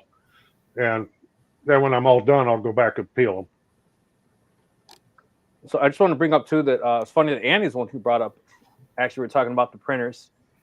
Kind of went deep in, but keep in mind that this is actually a live question and answer. We are entrepreneurs, so any real question you have about business, lasers, 3D printers, printing, YouTube, marketing, that's what we're here for. That's the whole reason we do these lives, right? At the end of the day, you can watch any one of our videos, but this type of content that you're able to ask us and get immediate feedback, that's why we do this. Multicraft said, I have used the laser Y-axis extension to make longer items. I've done it on 2 lasers. My xtool D1 has a Y-axis on it, so it's 400 by 800 work area, and my longer Ray 5 has both the X and the Y extensions on it. My work area there is 800 by 800, but the thing's a pain in the ass to store and move around. Yeah, so I have the extension for the Xteza V35. I never stuck it on. And then I have the Iker K1 Pro. I have the extension, but I haven't put that on it either. Yeah, I have the D1 Pro with extensions, and it just hangs on my wall because you can't put it anywhere else. It's just hanging up behind my CNC. Well, my D1 with the extensions on, I only use it to make port signs, and the longer with now when I make big signs for like a company, they want powder coated aluminum engraved for a big sign. That's when I use that laser. Honestly, the reason I thought I initially wanted the extended rails is I thought I wanted to try to do those big American flags. I do a lot of military stuff, so I thought I could do like the Marine logos and all this and that. Then I kind of switched up and said I just want to go the CNC route to do that. Hence, CNC's coming soon. So I'll have someday. No, not someday. Like next month. Did you make a commitment yet? Yeah, well, I think you'll be happy, Roger. Hey, did you tell us which? You told us what you discovered, but did you tell us which one you're leaning towards? Yes. No, I did not tell you which I'm leaning towards. So do you have one? No, so I'm going to actually be purchasing it. And I was glad that I didn't purchase it yet, only because and I kind of messaged them. I said, I guess my bill's going up because I saw that they had the new rotary attachment that they were advertising. And I was like, oh, guess my bill's going up. It's the Infinity One. The Onefinity? Yep. Which one? The 4x4. Elite, though, right? Yep. The Masso controller. Yeah. The biggest one they have. That's a really nice controller, actually. Yeah, the biggest one they have. So I can send you the design for my my in-table rotary if you want to put a rotary on. Yeah. So they just came out. They just came out with a rotary. Yeah. So they're also using the tool changer from Rapid Change. Yeah, Rapid Change. I saw that. Yeah, actually, I sent them a message the other day. They gave me someone's email, so they emailed them. Yeah, you're probably going to talk to the guy who owns Rapid Change. Good guy. I've talked to him a few times. Yeah. So I told them I was thinking about buying that other printer, and I saw them come up, and they're like emails. So they sent somebody an email like, all right, cool. He's at some. I know he's been buried. I guess Onefinity has kind of consumed all of his time to make tool changers for them. Yeah. He was going to send me a new one because my old one is now ancient. So, but the thing runs flawlessly. Like it's a great little tool changer. It's a little unnerving the first time you hear it because basically you're running a spinning spindle into a thing to either put a nut on the end of it or take one off. But it works well. The one thing that I was kind of like is that I liked about the Shapeoko is that it was all they packaged everything for you. It was like that's why I said you hit the ground running, because like the whole fact that the Onefinity, like it doesn't have a spindle, or they don't have an option to purchase it. So I was asking them like, well, what do you recommend that I use? And then I want a rotary. What do you recommend that I use? And I was going back and I was talking with them. And then like 2 days later, I see on the YouTube, like, hey, this new spindle. And I was like, so I messaged them back. I'm like, I guess my bill's going up. They're like, what do you mean? I'm like, well, I want that. I was asking. Are you looking at the Pone CNC one? I don't know. Whatever. I think the one they recommend. You can. I use their own. Huh? Onefinity just released the red line. Oh, right, they did. Yes. Yeah. I just bought a YouTube one, and it's been running pretty flawlessly. I wanted liquid cooled, and because I run a few jobs that last for quite a while. So, did you all see that Pone CNC announced that they're going to be releasing a CNC this year? I don't even know who that is. So they build some aftermarket stuff for Onefinity and I guess probably a few other companies. How do you spell it, Andy?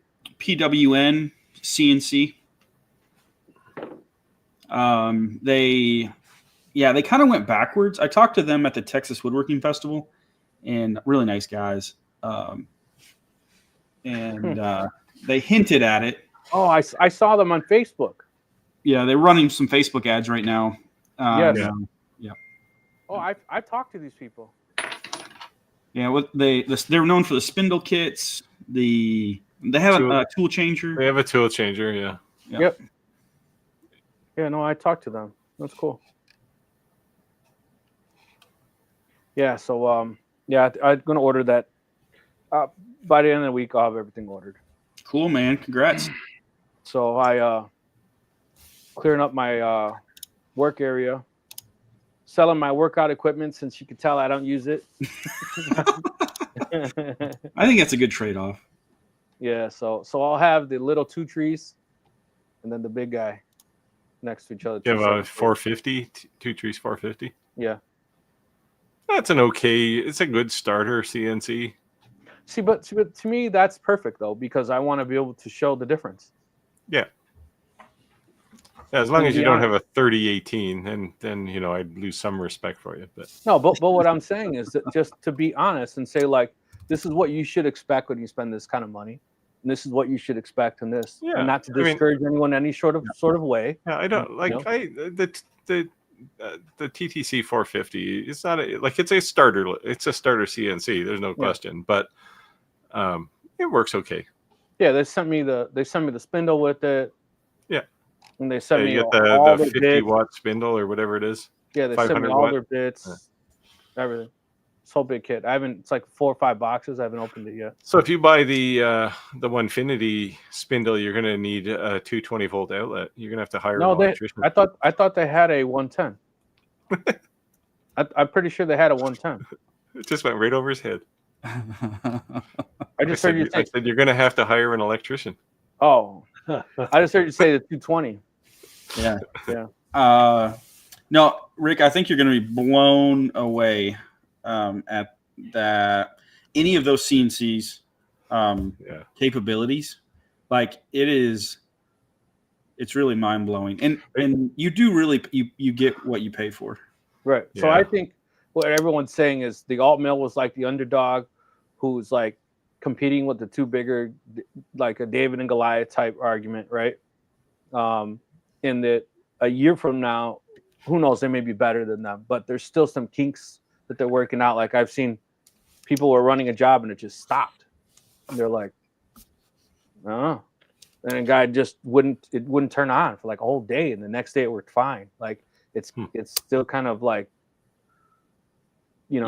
that system that you're buying is very robust, right? With the Masso controller is Shapeoko has been around the longest. A lot of people don't know this, but actually Shapeoko and X-Carve started out as the same company. The same guy started them twice, or started both of them, and then split maybe 2013, and kind of went their separate ways. So yeah, the Shapeoko, they've been around for 10, 12 years.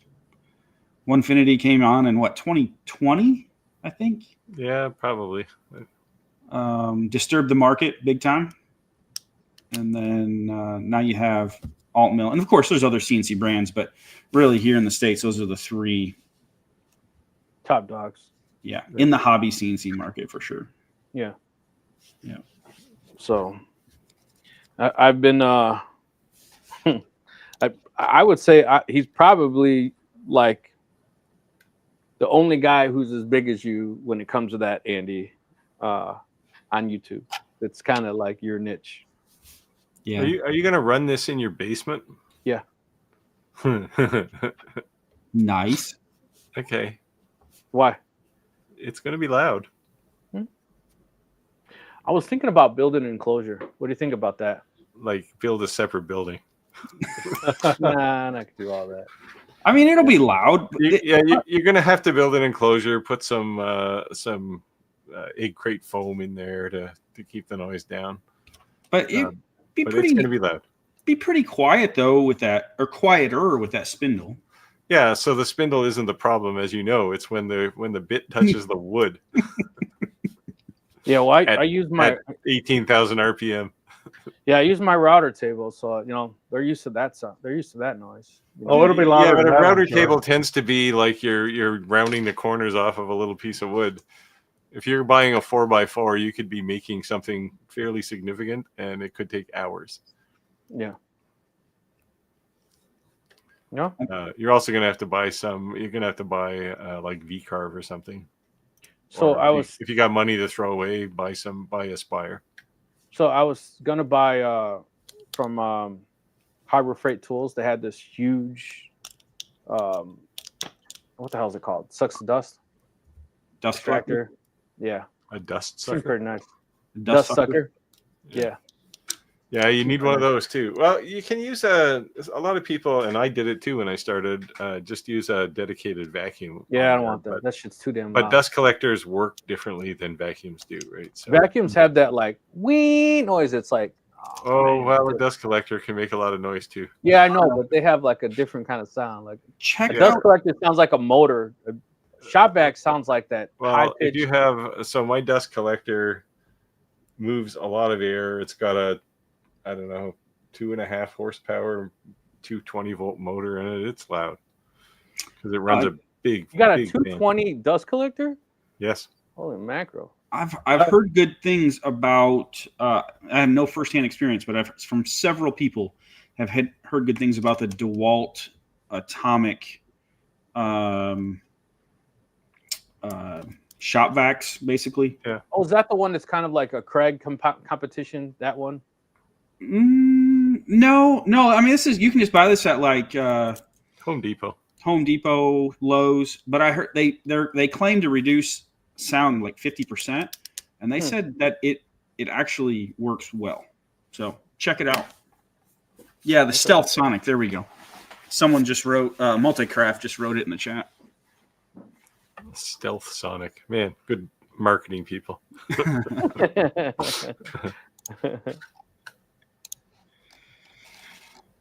Okay, let's. Did Lightburn ever come out with a CNC program? I have seen it. I have played with it, but it's not out yet. But it is not available. And the reason I think it's so when they announced the CNC application, they made it sound like, oh, we'll have one of these in 2 months. And I thought, man, you don't realize how hard CNC is. And sure enough, we're more than a year later and they still don't have it available. Yeah. From what I saw, basically, if you've seen Lightburn and you use Lightburn, you'd be able to use this. But it's no V-carve or Carveco. It's more of a easel kind of design tool. But it worked okay. Yeah. And the one benefit it will have is it probably won't be $3,000 like V-carve Vectric Aspire is. 2,000. Yeah, whatever. USD. I'm converting to Canadian dollars, so it's about $8 million. Yep, and that was the other thing with Shapeoko, right? It comes with software, so that was something Yeah. was not an added expense. Oh, there's free software for any CNC, but it's all crap, right? But I thought the software that actually came with it was pretty decent. I mean, I used Carbide Create for the first 3 years. It is, and they're actively developing it as well. Yeah, well, that one I looked at, and when I was looking for buying my first CNC, my first big one, and it looked okay, like it looked reasonable. But there's also Vectric. The only reason, honestly, I was leaned the other way because I was almost sold on the Shapeoko just because it seems like they have this like total package, and they have this like support, right? That like, because you're not buying the spindle from someone else, you're not buying a rotary from someone else, and a software from someone else. And every time you have a problem, they're like, it's not my problem. You kind of like get everything from there. When you have a problem, like, hey, I'm having a problem. Yeah, That's they what I develop like. it all themselves in house. That's what I like. Yeah. But to me, just the way that those 3 bars in the front to hold the road, it just looked a little more robust. And Yeah, if you got the I forget what they call the third bar. Yeah. Stiffy? I have that on mine, Yes. and it does it. So they have 3 rails running across the X gantry, I'm Mexican. It And- doesn't take much to get one. and it really does make Of course, it Rick got taller. the stiffy. We're like rabbits. Stiffy. That's what it is. Yes, the stiffy. I should have remembered Rick that. hit that button a bunch of times to sign me up. See, on my OnlyFans channel, the stiffy's got something completely different. So. The stiffer, the better. But yeah, so Andy, like, Hey, that's a great CNC shirt, by the way. so do you think, Andy, and being honest, Yeah. it's that was my reason of leaning the other way. Do you think that is a much more stiffer, rigid, or do you think that, like you were saying, it's still at the end of the day, it's still 4 bolts holding it on? Just Ooh. Well, I honestly, I'm no engineer, and I know there's engineers in the room. So, okay. Well, just say this. my opinion. Using yours, have you seen flex where you thought it should be stiffer? No. What I don't completely understand about the Onefinity versus the Shapeoko is the Shapeoko has a table built into it, right? Right. It has aluminum, billet aluminum, like solid aluminum, cross members, and then it has, perpendicular, the things that you see. So it's all tied together. Like the X and the Y rails are actually mechanically fixed to one another. And that's not true on the And Onefinity. you don't think they're mechanically connected on the Onefinity? Well, they're not direct. The X and the Y aren't directly. They're Well, screwed sorry. down, right? Sorry. I misspoke. Your 2 Y rails are not connected where they are on a Shapeoko. Well, so yeah, I know what you mean there. That isn't really a problem though, because when you put the thing together, it takes like 15 minutes to put it together, right? You push the gantry to the back, which perfectly sets the back end. You put a screw in each side. You move it to the front. You do the same thing, and it's perfectly square. Like I've measured mine, and it's way less than a millimeter accuracy. Mm-hmm. And so I guess, yeah, it's interesting. But I felt like you got more for your money when I was looking at the Shapeoko. Yeah, if you buy the Onefinity, you will get a 1-year license to Carveco. Carveco, yeah. I gave my license to a friend of mine because I already had VCarve, and he initially thanked me, and now he uses Aspire. So I've heard that from several people. So you don't think it's great? Because they had an option to get like a 2nd year for a lot cheaper of a discount. Yeah, so VCarve. Roger has Carveco. Oh no, not anymore. No, not anymore. Yeah, No. so Carveco came. It's kind of old school, right? And it came from the early days of CNCs, and they so the user experience on it's pretty bad. It's very powerful, but you have to change the way you think to make it useful, and that's not my jam. So I like thinking, here's how I would do it, and that's how Onefinity or that's how VCarve works, right? Yeah, Clark, I was gonna see if they can work on that time for me. Zach said the lead time Onefinity is 10 to 12 weeks. Yeah, they told when I bought my first Onefinity, it was 24 weeks, 6 months. Yeah. And this one, when I bought this one, it was. You told me 6 months. I'm not buying it. I'll tell you that right now. No, it won't be 6 months. When I bought my Elite, they said it was going to be 10 weeks, and it was 8 weeks. Rick, what happened? Damn well what happened. The thing is, they build them on demand, right? In part, I guess, because they don't have it takes when you get one of these things, the UPS guy will pull up to your driveway and he will empty his truck.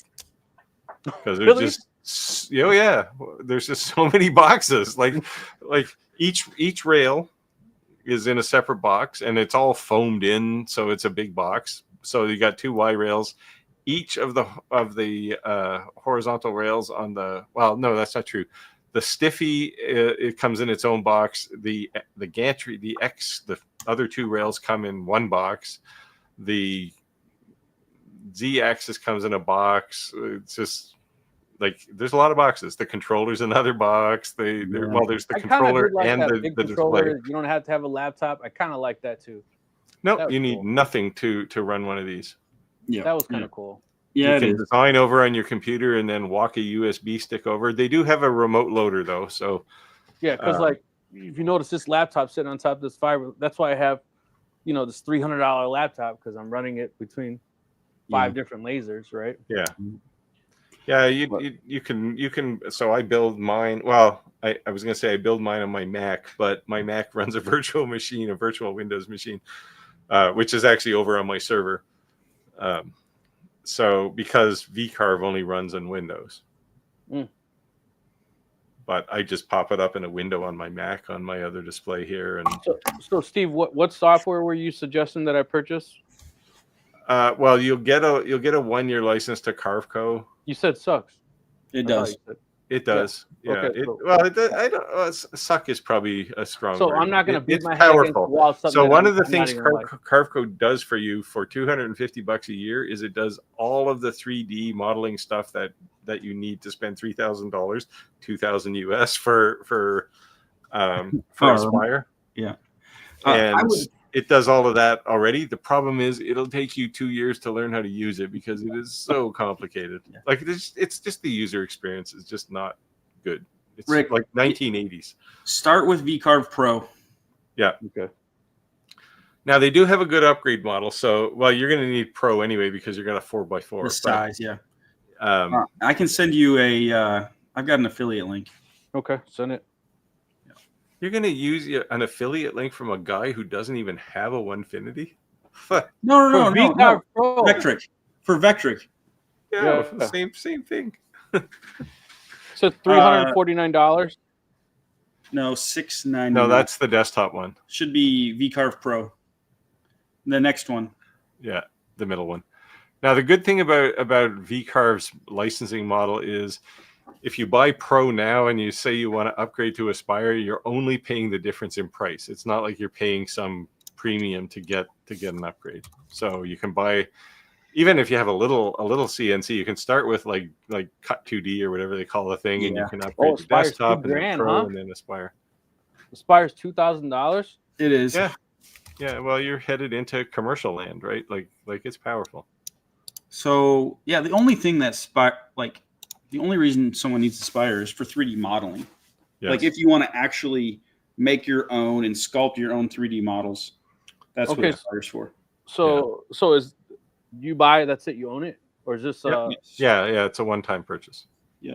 Now they do have, when they go to major updates, like they went from 11 to 12, there's like, I don't know, it's $50 or $100 to upgrade. You can continue to use the old one, they don't care, but so there's an upgrade price, but point upgrades like 10.1 to 10.2, that's all just happens. It's just free. So it says the 3D Aspire's 3D carving.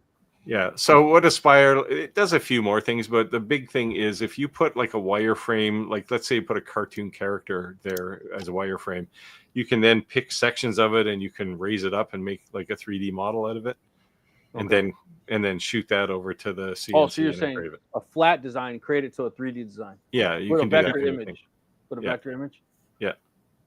You can machine 3D tool, or you can use 3D toolpaths. Yes. In vCarve Pro. Yeah, what you can't do, what Aspire lets you do beyond that is it lets you actually create that model. Yes. But there's millions of depth map models for CNCs. Any CNC.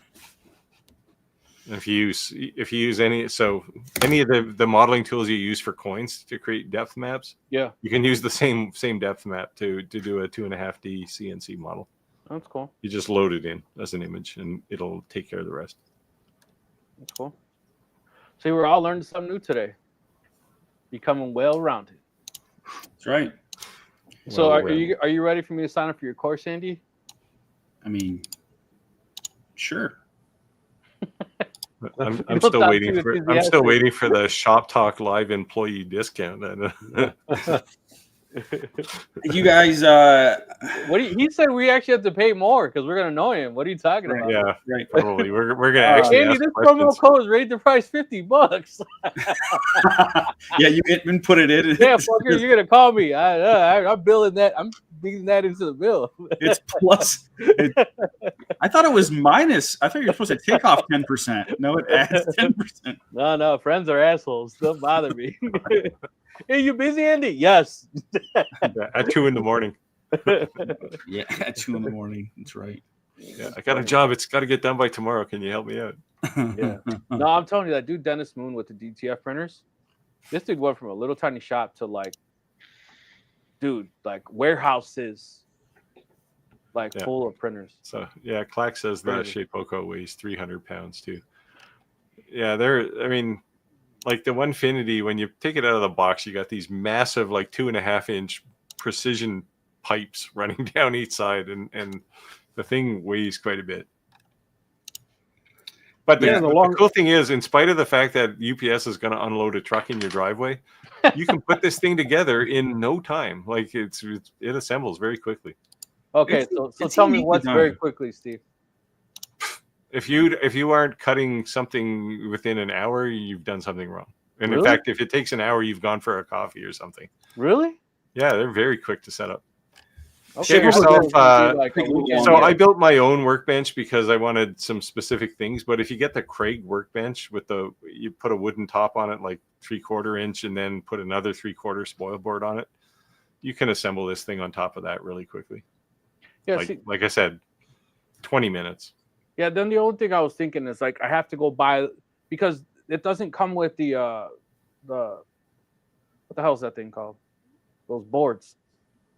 Spoil board? Yeah. Yeah. So that's fine. Right, but I got to buy that T-track and I got to design. Well, if you want to put so I don't have any T-track on mine. I just have a bunch of dog holes, and I just. Yeah, I would actually recommend. It's up to you. Some people like it. Yeah, but I put T-track in, had them, and I took it out. I didn't like them. Yeah. So the problem with the T-track is you're going to put something in it and clamp down a piece of material, and I guarantee you're going to run the spindle over the top of it. You're going to hit that clamp. Yeah, I had T-track on my last generation of spoil board, and I put a clamp on it about 5 minutes after I got the thing up and running, and I hit the clamp. So we suggest literally just put a piece of MDF on top and just yeah. So like I said, I put about every 50 millimeters, every couple inches, I put a dog hole. I used you can use either PEX pipe, like water pipe, like PVC, 3/4 inch, or I used like the plastic EMT stuff, like 1/2 inch or 3/4 inch, and you cut a hole, and then you make a little cam to hold it down. I got squares and cams and a bunch of other things. Yeah, Andy, you have to email me your links too for all these bits. Because you sell bits too, don't you? Not for too much longer. Okay. I'm selling through the stock that I have, and then I'm done. This is the first time I'm saying this publicly. Drum roll. And then I'm going a different route. Just from a not a quality thing, but just like on my end. The squeeze wasn't worth the juice. So because I front what the hell was that? So like, when we talk about business and in here and stuff, like that was something that I tried, right? And I would buy bits wholesale, repackage them, buy them in bulk from here in the States and from a manufacturer. And so I had to front, like at one time I'd have like $10,000 out in router bits, like just stock, right? And so it just, there's better ways to do it. So I'm looking at re-engineering that, and I am going to offer bits, but just in a different way. Nice. You're going to sell your used ones, right? Hey, Roger Autographed, just of did a course. review on a sharpener. You can just resharpen them. Yep. Hey, speaking of sharpening, do you get your twist bits, like your end mills, sharpened, or do you just toss them? Toss them. Yeah, I've been looking for somebody to sharpen them. It's wasteful, but what I've found is that it's not worth it. Yeah, that's kind of the conclusion I've been to so far, but certainly things like flattening bits, like my table flattening bit, that one, I sharpen that one myself, but those ones, because they're expensive. Yeah, that's a good point. But I go through 1/4-inch end mills. If you use good ones, they'll last a long time. If you use the Amazon ones, you're probably going to go. If you use your CNC any amount, you're probably going to go through a dozen of those in a year. If you use like a Jenny bit, you're going to use probably 3 of them in a year if you're using it a lot. Yeah, Rick, I'd actually recommend starting buy some cheap Amazon bits. Yeah, because you're going to break them. Yep. Yeah, don't run out and buy a bunch of Amanas because no. Yeah, see, that's generally what I use is Amanas. But, yeah, I figure I've broken enough bits to be smart about it now. Okay. Yeah. I've broken Amana bits too. So yeah, me too. It drives me nuts. Like I did the same thing, right? I mean, like, I'm gonna go buy these bits. $50 on a 1/4-inch bit snap. Like, yeah. There's just not a lot of joy in that. No, there's not. When you could have made the same mistake and it cost you $2 from Amazon. You bought a 10-pack. Yeah, for the price of one, like an Amana 1/4-inch end mill, you can buy like a 5-pack of these supposed carbide steel bits on Amazon. I've seen these crazy looking bits. They almost look like they're like spun weird. Like, I don't even know how to describe it. well, there's up cut, there's down cut. No, it's like a multi. Well, they can have Cutting It Close sells them. Cutting It Close. Oh, yeah, I just got one in. Not from him. IDC, the roughing bits. Yeah, it look different. Steve, have you seen the roughing bits? Yeah. Yeah. Hey, I think we have got one. I would like to maybe get one sometime, but we got a spammer in the chat. A spammer? Yeah. Cheap views. Remove the space. It's from Twitch. So yeah. All right. I think they're talking about you, Steve. For cheap views, that takes you to your other page. You cut me, man. You cut me deep. Requisite collectivists. You're not supposed to say that. Come on, keep it quiet. Compression bits. Yeah, so I don't know who requisite collective is. Steve says he doesn't pay for views. You have to pay him to view. There's a difference. Yeah, you have to pay me just so you can watch. Oh, if only that were true. Alas, I work for YouTube. Well, jumping back a few questions, it kind of got skipped over there, but someone had asked about grab it, Roger. Z-axis, a better Z-axis. I can't go to it. I can't select those. Okay. I don't have that power. What? Yes, you can. You see But there are a few aftermarket solutions for the longer B1 and the Ray 5 for the Z-axis adjustment because them little thumb screws are a pain. Was it this one? Yes. Yeah. The thumb screws are a pain, and I actually started to design one and 3D print, and I've got a couple prototypes, and then I got sidetracked with other stuff, and I never got back to it. I know somebody does an aftermarket one for the 5-watt or the 10-watt head, but you get into the bigger heads, and you have to have a different mount. Yeah, I don't know why laser companies haven't generally, as a industry, done better with these thumb screws. Who is it? Algo Laser has a nice mount. It's just they've got a screw mount at the top. Well, no, they have. So somebody, I'm trying to think who it is, has just a little lever you pull down, or lever, depending on where your culture is, and you pull it down and it loosens the head, and then you can just push it back up. Whoa, we're still talking about lasers? Yes. Yeah. What's wrong with you, man? You need help. We're talking about you here, all right? We're making sure to stay on the subject. You need help. No, you know, another thing, Andy, is that he was selling is that wood. It's like a dark wood, a light wood. Yeah. The BAM X. Yeah. Have you ever used something like that? I have not. To me, it almost looked like too good to be true.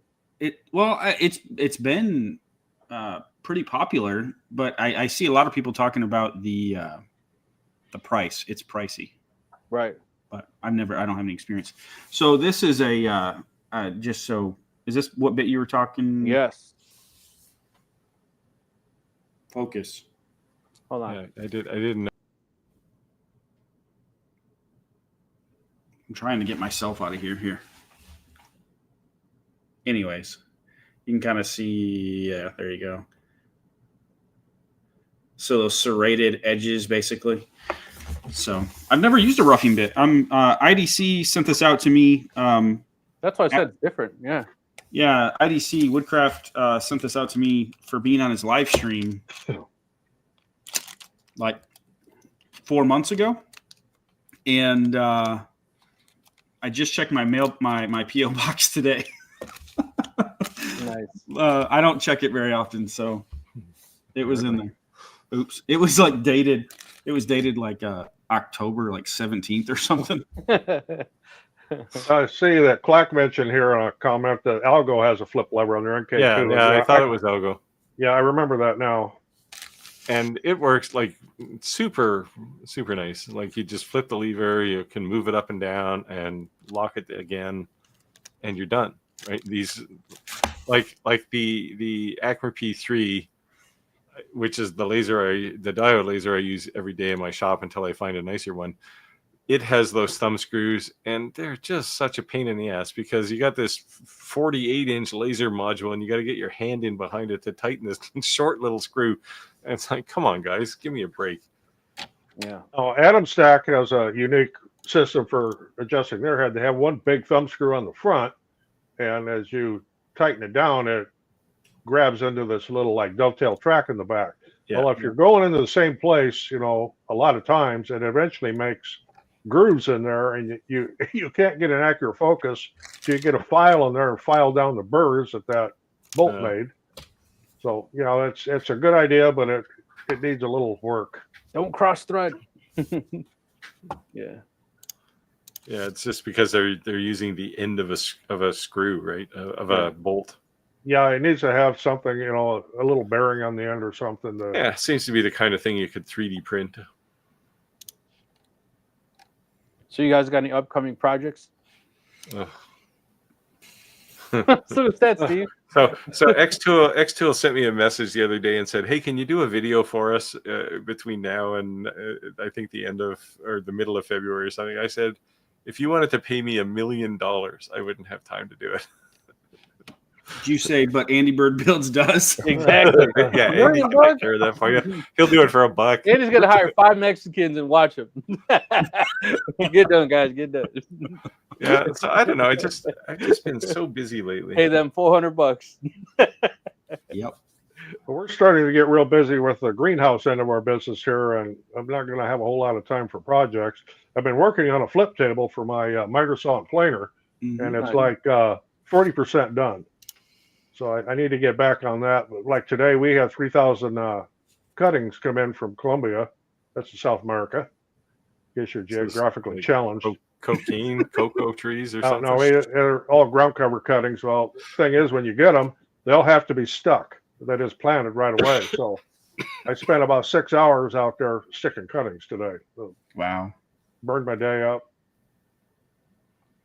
Yeah. Wasn't it cold there? Crazy. Not inside the greenhouse. It's in a greenhouse. Well, I realize there's a greenhouse, but do you keep it heated at this time of year? Oh, yeah. Yeah, you'd love to have my gas bill. We have 4 greenhouses. Yeah, I don't have a gas bill. You don't have a gas anytime I use something that's gonna cost money, I just make it electric. Oh, okay, because your solar panels. Because I can always I'm I can always put 100% more electric solar panels. here. You have no gas? No gas. I'm 100% electric here. Yeah, I'm electric and gas. So you're a prime candidate for solar panels.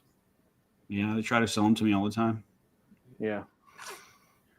Palmer said, even with the lever, though, I still have moving the module by hand. I'm hoping there's an actual screw adjust that's easier and more accurate. I'm trying to remember. Somebody has one with that screw adjustment, and I have one. I just can't remember what brand it is. Yeah, I'm surprised there isn't one on this. Because usually it's like just a thing you can tighten up to tighten up the dovetail a bit. Yeah, there's one of my lasers has a screw adjustment. I just grab this little knurled knob at the top, and I can raise and lower the head. I just can't remember which. Or there's an adjustment on the lever/lever itself. See, that's why, Steve, you hate it so bad on the automatic leveling autofocus lasers. Well, no, I hate it because it's slow. Like autofocus works, but holy cow, you can focus a diode laser in a second. Why would you wait for something to go all the way up and then all the way down? It's like, come on, this is the dumb idea. Yeah.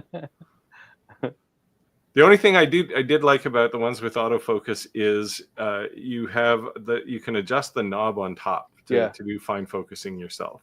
I think more lasers should have that, but they don't need a motor to do the focus. Well, the Iker K1 Pro had that, but then the X on the side was like way off. I had to like take that apart and get it right and put it back together, and then it was fine. Yeah, I have seen some of those autofocuses when it gets to autofocus. When it says it's autofocus, it isn't actually focused. No. It was way off. It's like, okay, at that point, this is worse than a useless feature. This is a detriment. Yeah. Like a useless feature just wouldn't do anything, right? This is negative. Yeah. So I forget who it was. It might have been one of the Acer lasers. They had one, I think, that had autofocus on it, and it was just, it's not focusing properly. Like, take it away, please. Yeah, they were talking about somebody that's 60 watt, and that never happened, so I don't know. Yeah, I don't know. Acer, well, they were owned by, who owned them? Was it Ortour?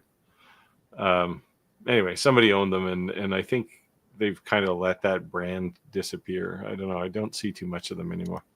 Yeah. I have one. I just don't even remember what. I haven't used it in so long. I don't remember what model it is. I got a couple of them in storage. Storage? Oh, you get these stupid lasers. You got nowhere to put them, right? So, I have the same thing. And back in the laser room, there's a rack where I just have them on these shelves, and they're.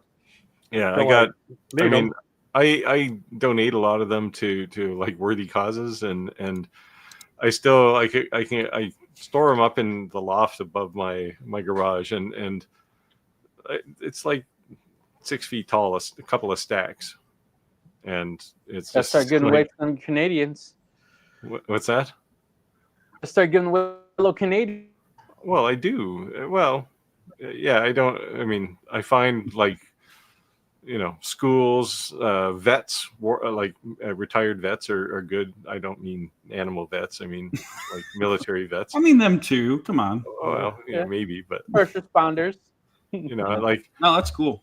Like there's lots of vets get retired early with PTSD and stuff, and they're looking for like something to do. So I do that. And well, right now on AliExpress, I saw it yesterday. They have a $65 laser.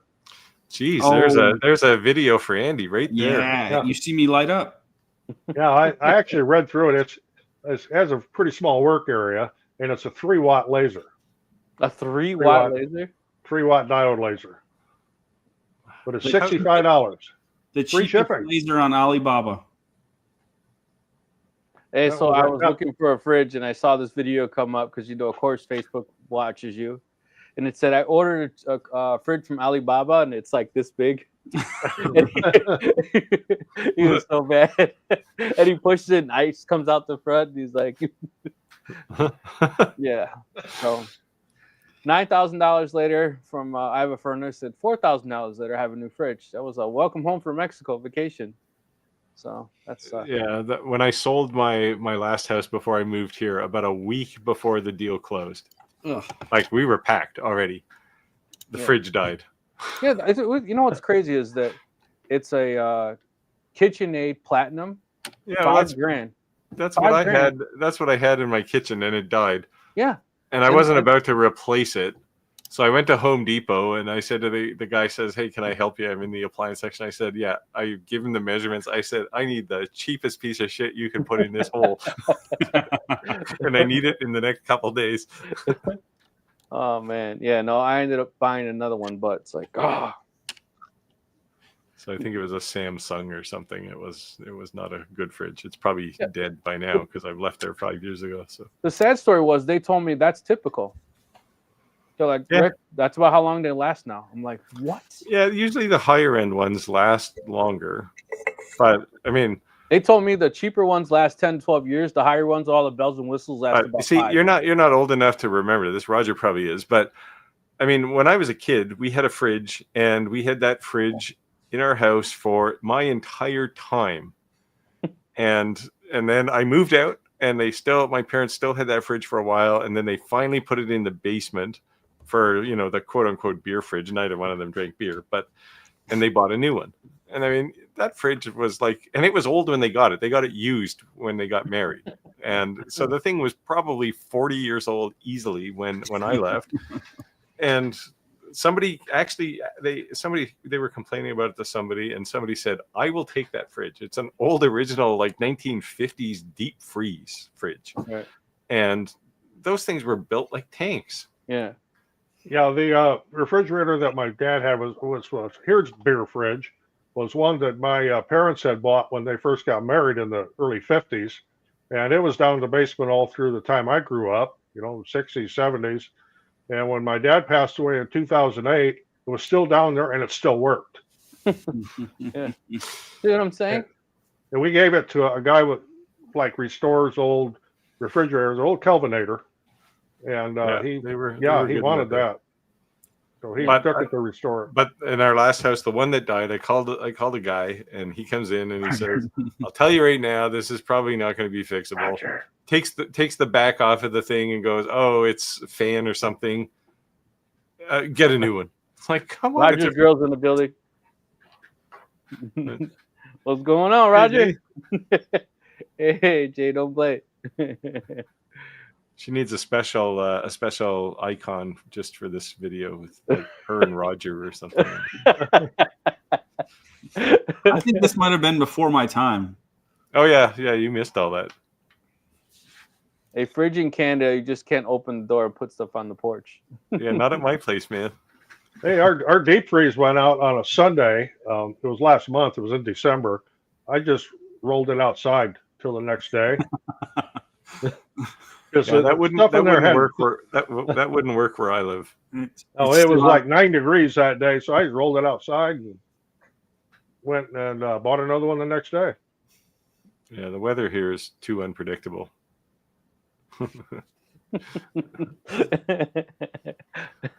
Let's see how red Roger can get. Come on. For your benefit, Andy, Jay Don't Play has been a guest on our channel. Yes. Awesome. Early on. Awesome. So this explains why I saw Roger's wife on here one time. Yeah, she was making sure. She was making sure everything was all right. She's pretty camera shy. It's hard for me to get her on here. How is she doing, by the way? Well, she definitely wouldn't want to be on here now because she's on oxygen. So, but it is getting better. Her that's good. SPO level's getting up. They're higher. We're able to keep it up in the 90s, now the low 90s, without her being on the oxygen for several hours at a time. So it's getting better. The hole's healing up that's in her lung. Wow. Well, good to hear she's getting better. Yeah. Yeah. Roger said that he's so handsome that he was taking her breath away, so he had to take a break from her. Just trying to make you laugh, brother. Just trying to make you laugh. My wife's not camera shy. She just thinks what I do is fundamentally dumb. Yep, same with mine. I keep trying to convince her to quit her job so she can edit videos for me. My wife thinks YouTube is stupid. But yeah, she just thinks it's dumb. So. Yeah. And it doesn't help that I like made Little Ricky like a little YouTuber too, right? No, you never know. Yeah, I remember when he turned beet red. That was hilarious. I'm gonna have to find that and make that a short. Yeah, you're gonna have to go back and watch. It was probably like our 4th or 5th video in this, Okay. in All this right. stream. Yeah, Roger was beet red. It was hilarious. Well, look, guys, look, we're actually at time 8:30. So I Wow, appreciate that flew everyone. by. Yeah, I appreciate everyone joining and having great conversations with us. If you have made it through this far in the video and you're not already a subscriber to all of us, please do. And if you haven't already, smash that like button. Please do. And if you're not a member of our Facebook group, join, share, show us some of the work you made. Yeah. I'm floored by the stuff that's being shared. Yeah, there's some really amazing stuff out there. So, yeah, be inspired, grow, learn, help, ask, all the above.